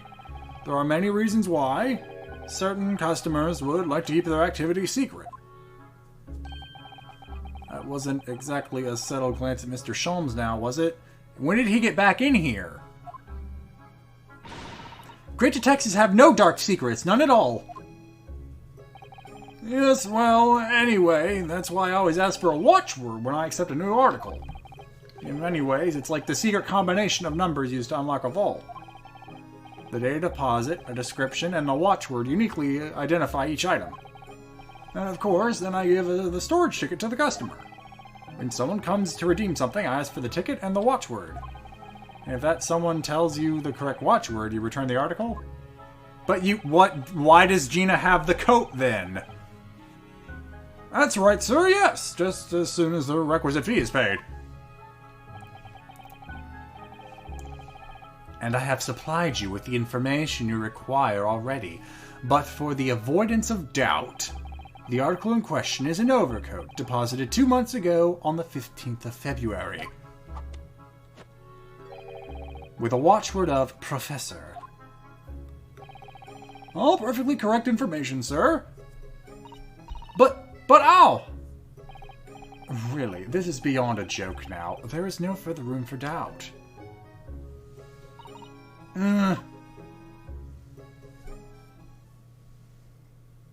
Ooh. Does not match your outfit. So let that be the end of the matter. And thank you for your custom, Mr. Egbert Benedict, sir.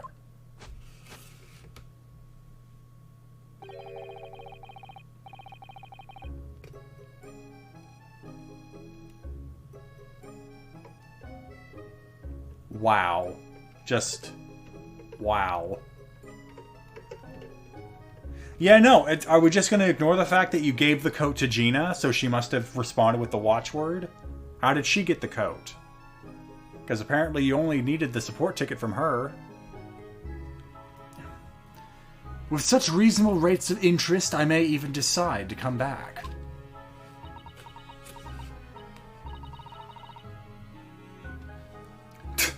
This is why I hate grown-ups. Just 'cause I'm a diver, everyone thinks it makes me a liar. And the contents of the coat pockets, if you please, broker. But of course, sir. Here's the disc for you.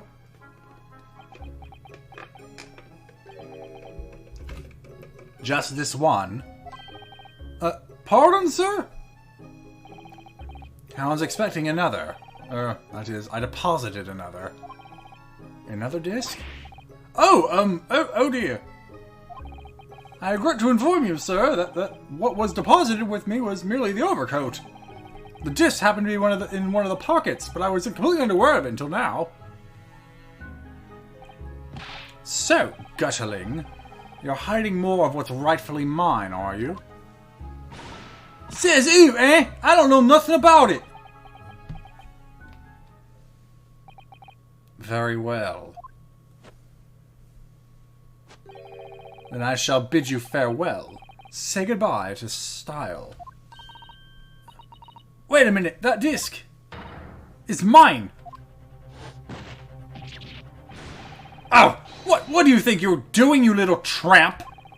You've drawn blood, you filthy animal. Oh my, yes, there's blood on the disc. It's because of all those sharp little bumps. The man must have scratched his finger on them. I found it first, alright? I mean, it belonged to me, old man. So you're not having it. Oi, you take it. Me? If I hang on to it, they'll have it off me again. You keep all of it. Miss Lestrade, why is this disc so important to her? The music boss has been entered into the court record. You there, in the black livery! Hand that disc to me at once, please. No, don't! He's lying! Grown-ups are all liars! What do I do now? How am I going to resolve this? Hold on. Hey, Sholmes, are you still over there? Good, come over here. I need you for something. Mr. Sholmes, what are you examining with such keen interest there? As you enjoy a bar of caramel, I see.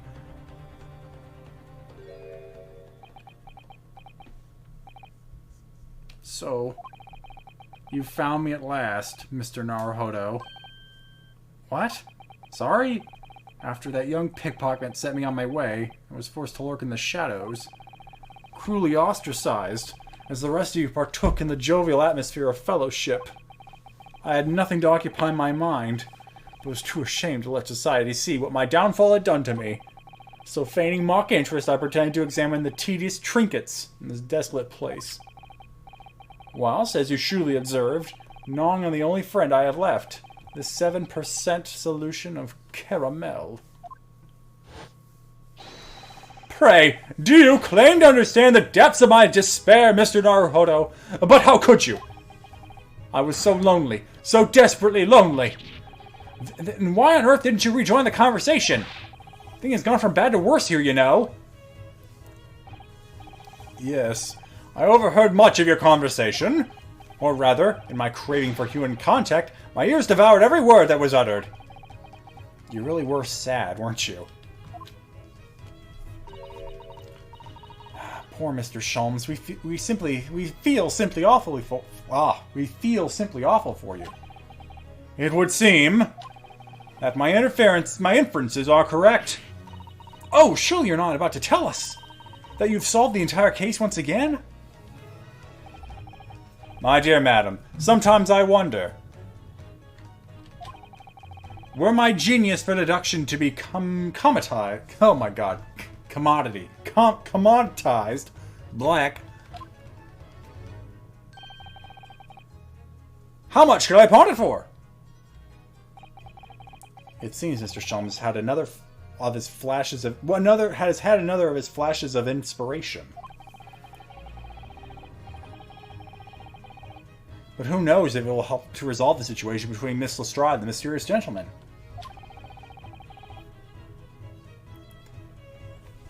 No, Lisa, no, let him go.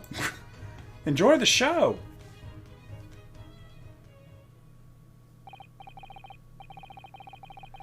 Well, Miss Lestrade, it would appear you find yourself in something of a predicament. Where the blue blazes have you been, eh?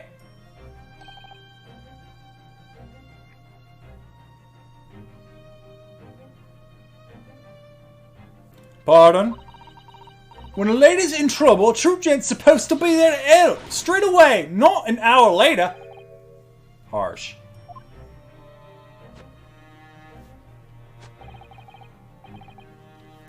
And who, pray tell, are you?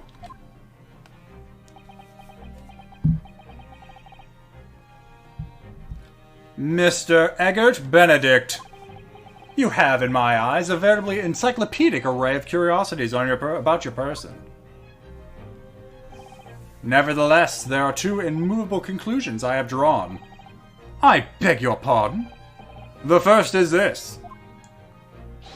The true reason for your visit to this pawnbrokery today is something you have not yet revealed. Ugh.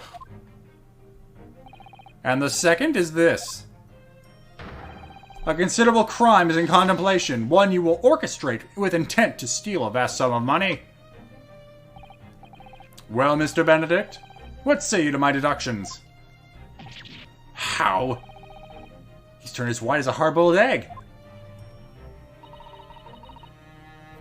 It would seem that once again, Mr. Sholmes has made a flawless deduction. Just who do you think you are, sir? Ah, yes, as I hoped. That is precisely the pained expression I was looking for. Ace detective. So, shall we begin? The time has come for yet another Herlock Sholmes Logic and Reasoning Spectacular. The Great Deduction. Topic 1. Mystery Man's Aim. First of all, we must ask ourselves on what business you ventured into this pawnbrokery today. You claim to have followed this pickpocket here, having had the redemption ticket stolen from you on the street. But that is most certainly a lie. The real truth is something quite different. As revealed by that which you hold in your hand. Yes, What brought you to this shop in the first place is the staff recruitment flyer. Staff recruitment flyer. The piece of paper in your hand is a staff wanted advertisement from this very shop. Yet even the most unobservant would soon realize that a man of your appearance has no need for such employ. In other words, there is some ulterior motive for your actions. The cane, which you unwittingly clutch to your person, exhibits an incontrovertible contradiction.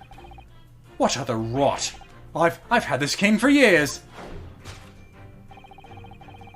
The contradiction of which I speak, of course, is the missing ferrule. The end of every walking cane should be terminated with a metal ferrule to protect the wooden tip.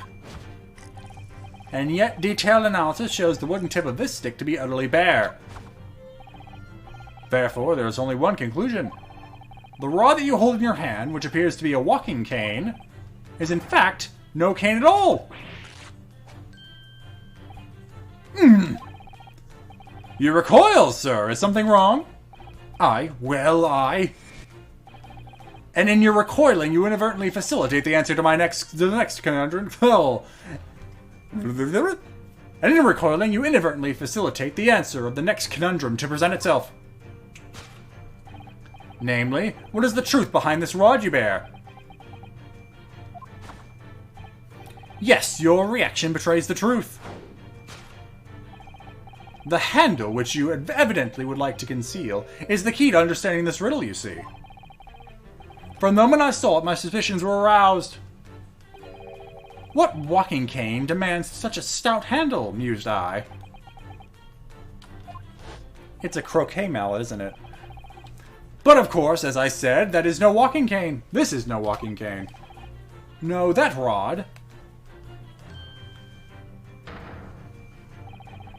is the broken handle of a shovel. What? Are you insane?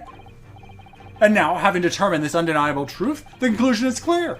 Your true motive for coming here was to take employment at this establishment in order to excavate the ground beneath the premises. What a calculated crime you have conceived, sir. A wickedly calculated crime.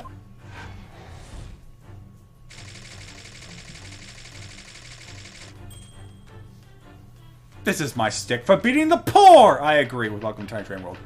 Now, what is the great crime? Now, Mr. Benedict, let us continue. For we must expose the details of this elaborate crime you have in the planning. This is utterly absurd. You suggest that I, a gentleman, intend to excavate the ground beneath this pawnbrokery with a broken shovel?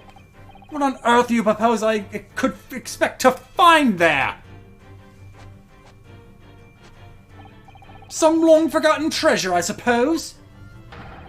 Save for such a fanciful theory,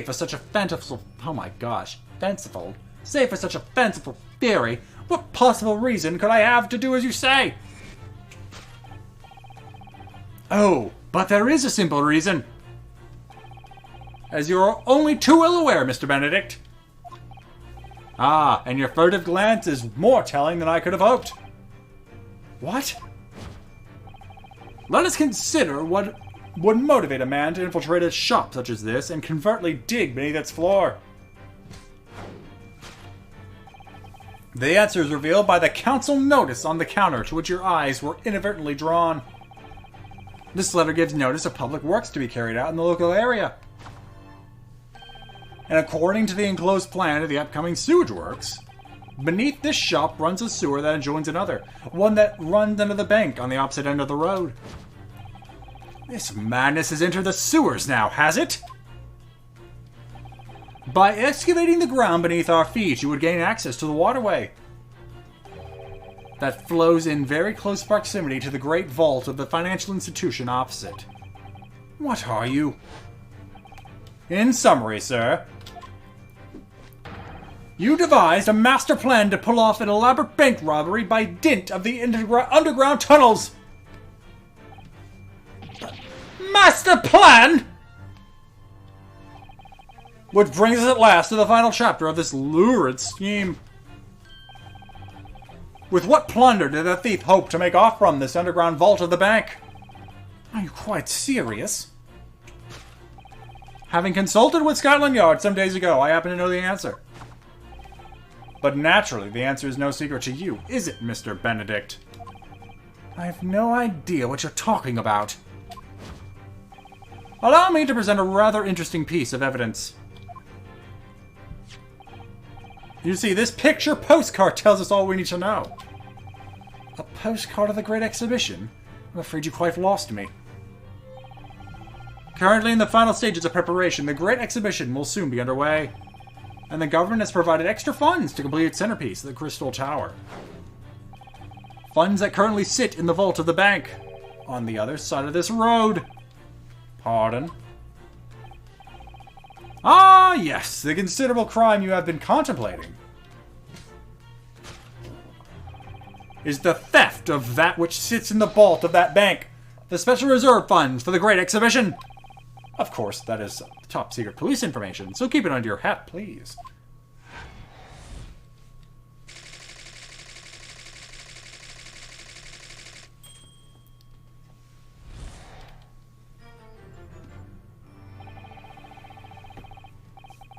Thus concludes Herlock Sholmes' great deduction of this pawnbroking puzzle. Boom, boom, boom, boom, bwomp. Mr. Sholmes. Well, Mr. Naruhodo, an impressively upbeat deduction for a detective racked with loneliness, would you not agree? Was it true what you said about the bank over the road and what was in its vault?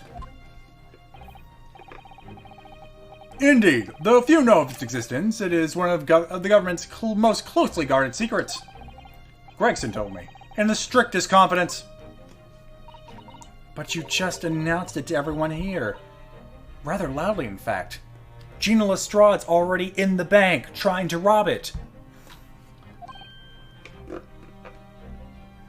Ah! And if it's such a big secret, how would Mr. Benedict have come to find out about it? There can be but one explanation for that. Clearly it is because the man is a criminal. But what if he didn't know anything about the money in the vault? If he's a criminal, as you said, then buying a brand new shovel is sure to be the first thing he does now that you've revealed the secret. Oh! Or if he doesn't, maybe Mr. Windibank will. He already has plenty of shovels here after all. Oh, my life, I assure you, I'm not so unscrupulous.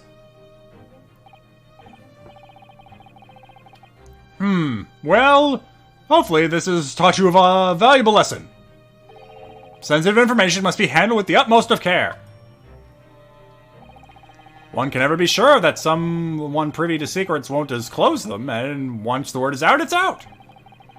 Perhaps I'll think twice before confiding in you next time, Mr. Sholmes. Yeah, especially about that one night a month ago. An excellent idea, Mr. Naruhodo, an excellent idea. Well then, Mr. Naruhodo, you know what to do, I'm sure. Yes, let's listen to that great deduction again, and see if we can massage it into shape. I am not going to honor that exclamation point with a correct inflection. Very well then, let us start once again from the beginning. Of Herlock Sholmes' magnificent logic and reasoning spectacular, now with addendum.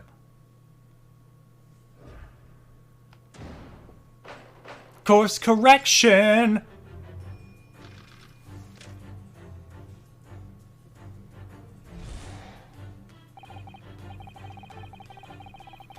Uh-huh. Uh-huh.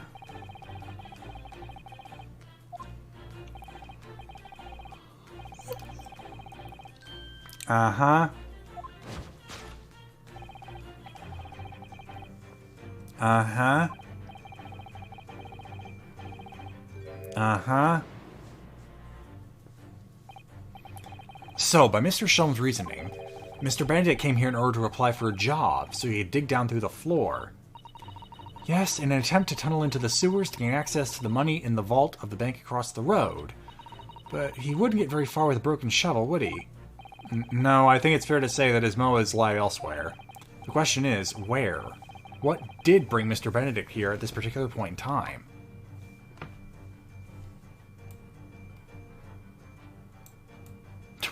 Dottie!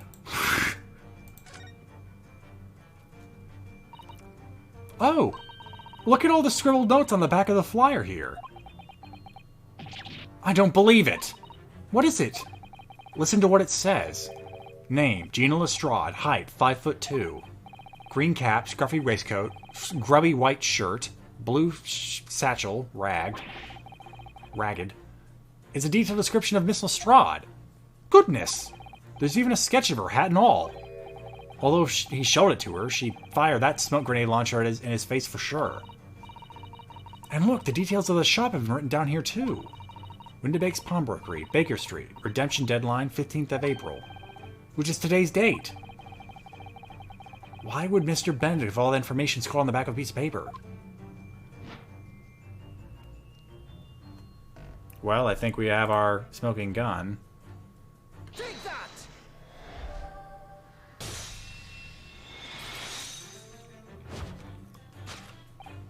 Yes, what brought you to the shop in the first place is the info about Miss Lestrade. Quite so, my dear fellow. It would appear that the writing and sketch on the reverse of the flyer pertain to the pickpocket Miss Lestrade and to Mr. Windibank's pawnbrokery here. Ah! You originally told us that you had merely given chase after Miss Lestrade stole the redemption ticket from you. But that, sir, is a thinly veiled lie. It is the information on the back of the flyer that led you here today, by which I mean here to Windibake's pawnbrokery, and today the redemption deadline of that overcoat. So you waited outside for the young girl matching the description you have written down to arrive. Humph! And you have gone through some lengths to hide the reason for your pursuit of Miss Lestrade. In other words, there is some ulterior motive for your actions. The K in which you unwillingly clenched your person exhibits an incontrovertible contradiction. It would be a G, even though you're E. B. It's the initials. It's the initials. It's the initials. It's the initials. I wish I could make the test goes faster. There we go. What's a ferrule? It's the metal cap commonly found at the end of the cane, Mr. Naruhodo. Ah, the bit that makes a nice clacking sound on the pavement? Yes, exactly. Mr. Sholmes is right. It appears to be missing on this cane. But it doesn't actually look broken, does it? No, it doesn't. Though the gentleman certainly did recoil, Mr. Sholmes identified the cane as suspicious. In other words, there's something secret about the cane that Mr. Benedict would rather we don't know. And let me guess, it's, this thing right frickin' here. Look here, Miss Susato. There are some letters on the handle. Ah, yes, those must be initials, I think. In the West, it's customary for people to engrave their belongings with the first letters of their names. So Herlock Sholmes would be HS, you mean? That's right. And the initials on this cane, obviously... Oh. A-G? Why does it feel as though that's not quite right? What? Really? Okay, well... Take that!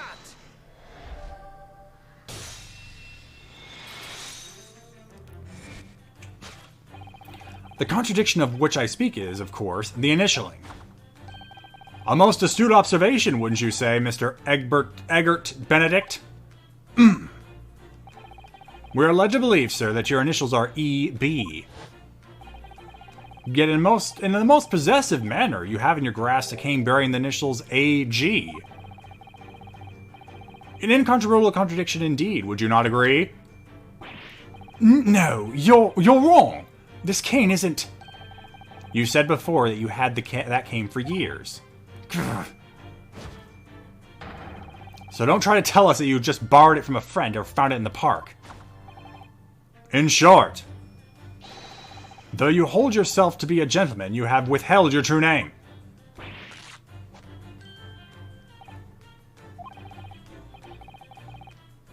Yeah, he recoils. Well, he doesn't know what he's doing.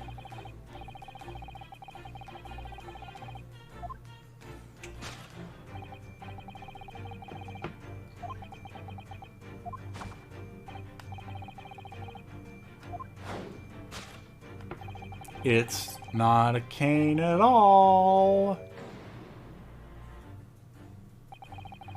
Let's consider the bare bones of what's happened here. Miss Lestrade redeemed that fine-looking overcoat. And now a mysterious man has appeared, introducing himself with a fake name, and claiming that the overcoat belongs to him. But we know that he actually identified Miss Lestrade from a written description, which suggests that everything else he's told us is untrue. So what we need to do here is somehow prove that the overcoat cannot possibly belong to him.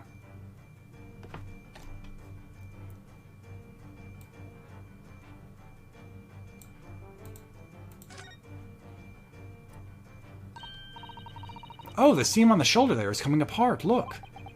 So it is. Do you know, a moment ago when Mr. Benedict was surprised by something that was said, I thought I heard him make a rather strange noise. It sounded a bit like a tiny growl. But now that I think about it, it was probably the sound of the seam ripping open. If you look closely, it does seem to be a very tight fit.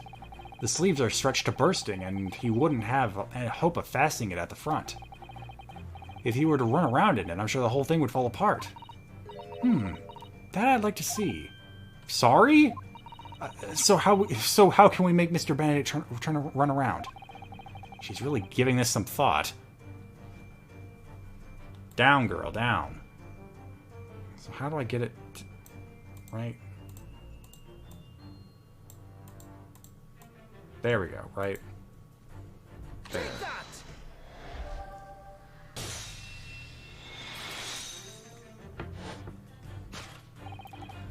The split seam, which you evidently would like to conceal, is the key to understanding this riddle, you see. Ah! Yes, because the overcoat is rather obviously a poor fit. Having forced it over your broad shoulders, the seam is already breaking apart. My suspicions were aroused from the outset. When you so boldly lied about your name and so boldly waylaid this pickpocket. Ugh! This catalog of untruths has all been for one very specific purpose. To steal the article that the young girl redeemed from Mr. Windibank. Gah! But what really irks me is this. The considerable crime I initially imagined has been considerably curtailed.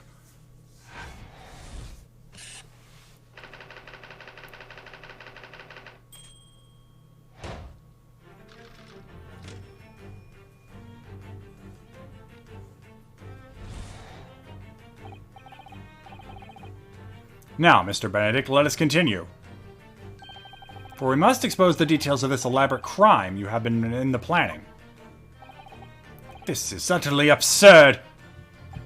You suggest that I, a gentleman, designed a wheeze to filch some tawdry article of pawnage? Have you forgotten that I redeemed the article in the proper manner, using the watchword? Had I not been the one to deposit it in the first place? How could I possibly have known the relevant details? Ah, damn, it's French. N'est-ce pas? I butchered that. Oh, but the watchword can be discovered. As you are only too well aware, Mr. Benedict. Ah, and your furtive glance is more telling than I could have hoped. What? Let us consider how one might come to learn a secret watchword relating to the pawned property of another. The method is revealed by the council notice. Dun dun dun dun dun dun dun dun dun.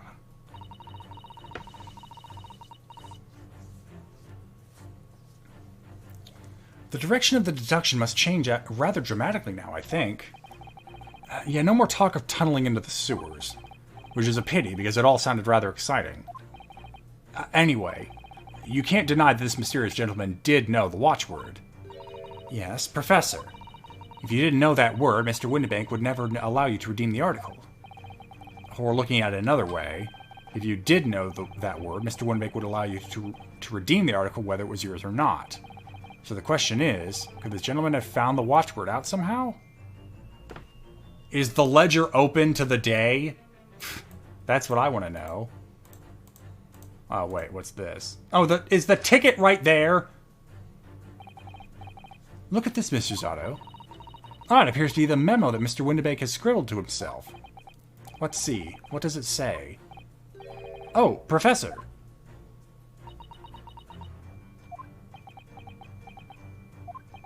Mr. Windibank must make note of the watchwords his customers give him right before their eyes. And in an alarmingly clear script as well. Oh dear, I don't know where to look. Who knows what other secrets I might see? Is the gun? Ooh, we can... Okay, well we obviously know it's not the gun, but I want to click on it. We can't inspect the picture of the cat. This is Mr. Windibank's gun. Yes, loaded with only one bullet, he said. It would appear that being a pawnbroker is a very life-or-death profession. That just might be this particular establishment. Oh, well. That was somewhat disappointing. Anyway. Take that!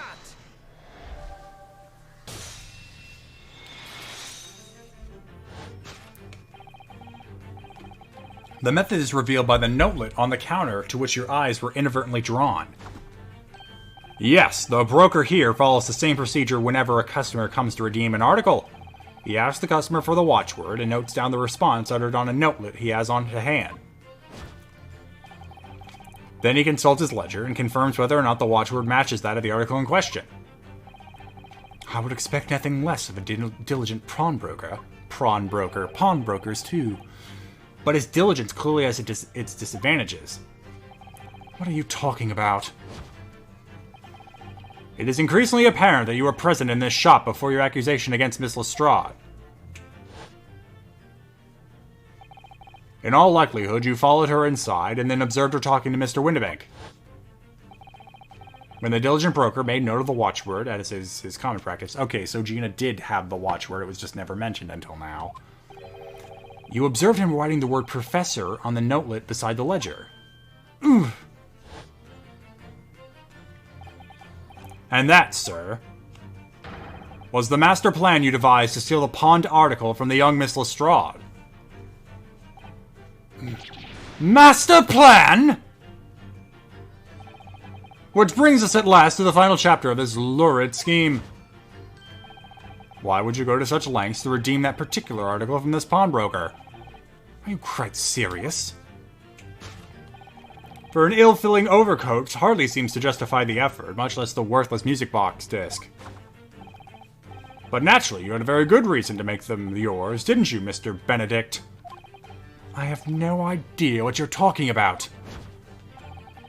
Allow me to present a rather interesting piece of evidence. You see, this picture postcard tells us all we need to know. The articles we're talking about are the overcoat and the music box disc that was in one of the pockets. Which, according to Mr. Windibank, isn't even worth a penny. And yet this man went to such lengths to steal them. Why? I wonder if perhaps we already have the evidence we need to explain it, Mr. Naruhodo. Could we? Really? I'd better have a thorough look at all the evidence we've collected so far. We have one piece of evidence. Do we think it's our armband?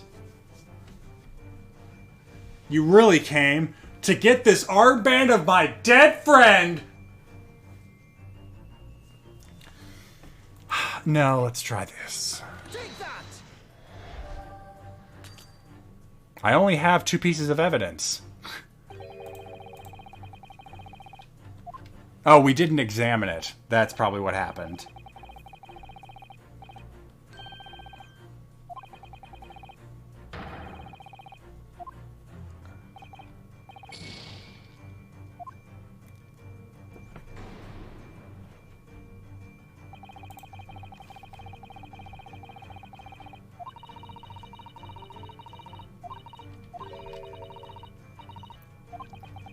Yeah, are you telling me to look at this?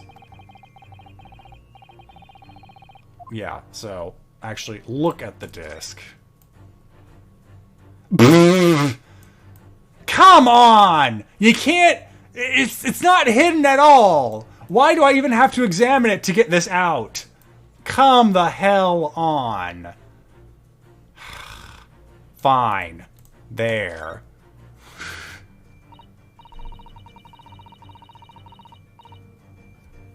I don't even understand why I have to examine it for someone not to go. I mean, I guess this goes all the way back to the first episode of not turning over the damn business card. Oh, it hurts. It hurts me dearly. Oh, there's a little scrap of paper stuck onto the reverse side of the disc. Look. And a scribbled word or two. It looks like somebody's name. For McGilded. McGilded? It couldn't be. But it is, Mr. Naruhodo. A name I shall never forget for as long as I live. Mackie McGilded. But why? Why is his name on this? Now it probably breaks it. Luckily, I can do this like 3 more times and still get it wrong.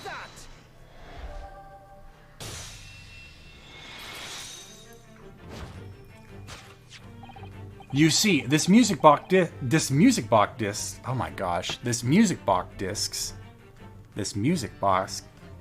It's the X and the K. You see, this music box disc tells us all we need to know. What's that on the back? It reads for McGilded. Ugh. Wah! Ah! Ah! Ah, Mr. Magnus McGilded, the unfortunate philanthropist who perished in curious circumstances at the Old Bailey 2 months ago. A prominent man in London, though his loan-mongering demonstrated a distinct lack of scruples. So, you're an associate of his, are you? Or perhaps a subordinate? Mr. McGilded was a man of unusually small stature. In fact, he was precisely the right size for that overcoat that you've squeezed yourself into. Ugh. Your true identity remains shrouded in mystery, Mr. Eggert Benedict. But the final conclusion here is crystal clear. The reason you came to this pawnbrokery today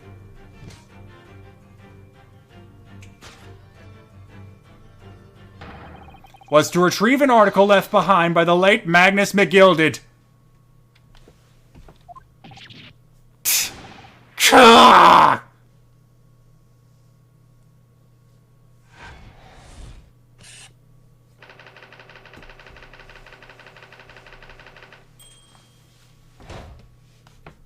It's detective!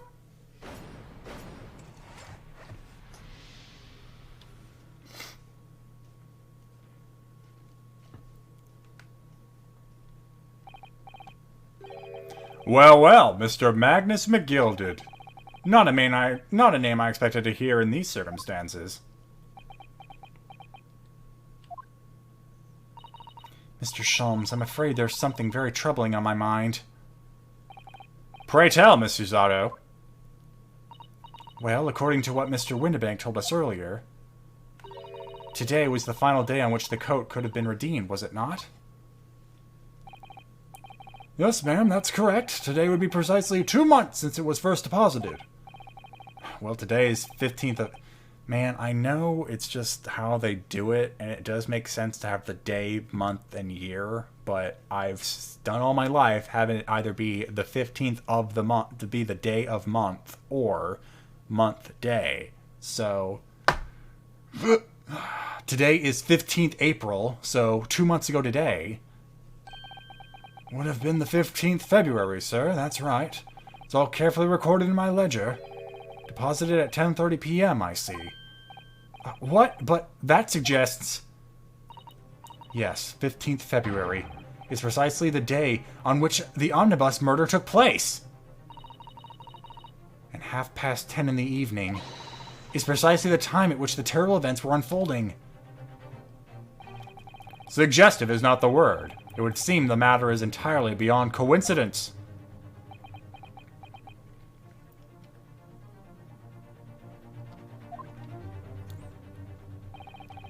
You are, of course, at liberty to make whatever outlandish deductions you choose. However... I have a gun! Man, we are going full soap opera. I must insist you hand over the music box disc now. Ugh. It would be a terrible shame for you to return to your native land in a box. What do I do? Absolutely not. I have a sword. There are some things a man must protect at all costs. This may be one of those things. Then again, it may not. I also have a gun! Mr. Windibank! This is my shop! I can't allow any harm to come to my customers! If that were to happen, I should have to take my own life! Mr. Windibank, no! Alright, who's saying alright, that's enough? Who? Oh. Alright, that's enough! Inspector Gregson! Inspector? That's right, Sunshine. The alarm was raised on one of our dedicated emergency lines. So we got here as fast as we could. Now what's all this about, eh? Oh, praise be, you're here at last!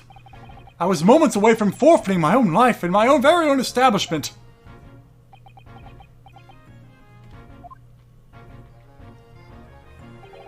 It would seem you have the upper hand.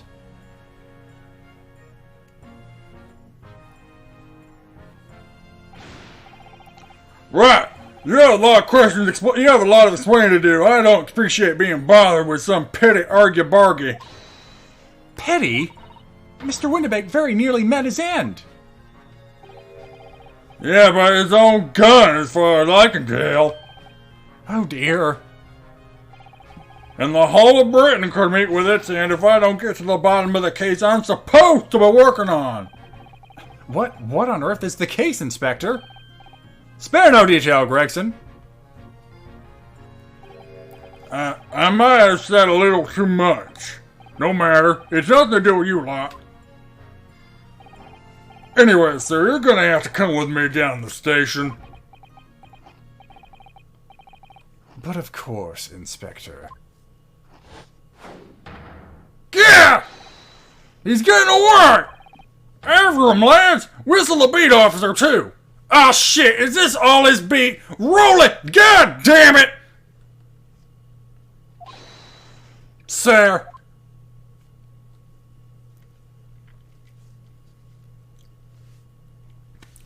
We fucked up big time. There's been a spate of thefts at pawn shops around here recently. So we fitted emergency buttons underneath the counters for brokers to let us know there's trouble.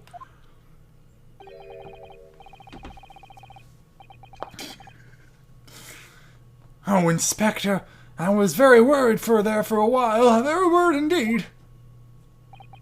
Now then, Mr. Permanently in Mourning. Oh, yes. I'll be taking that whatever it is McGilded's down the yard, thank you very much. Civil forfeiture. So hand it over. Oh, yes, of course. No, don't. Give it to him. It's mine, it is mine. I'm sorry, miss, but anything belonging to McGilded has to be taken in as evidence now. As evidence? If the police demand something as evidence, my dear fellow, we have no choice but to capitulate. It's all yours, Inspector. Okay.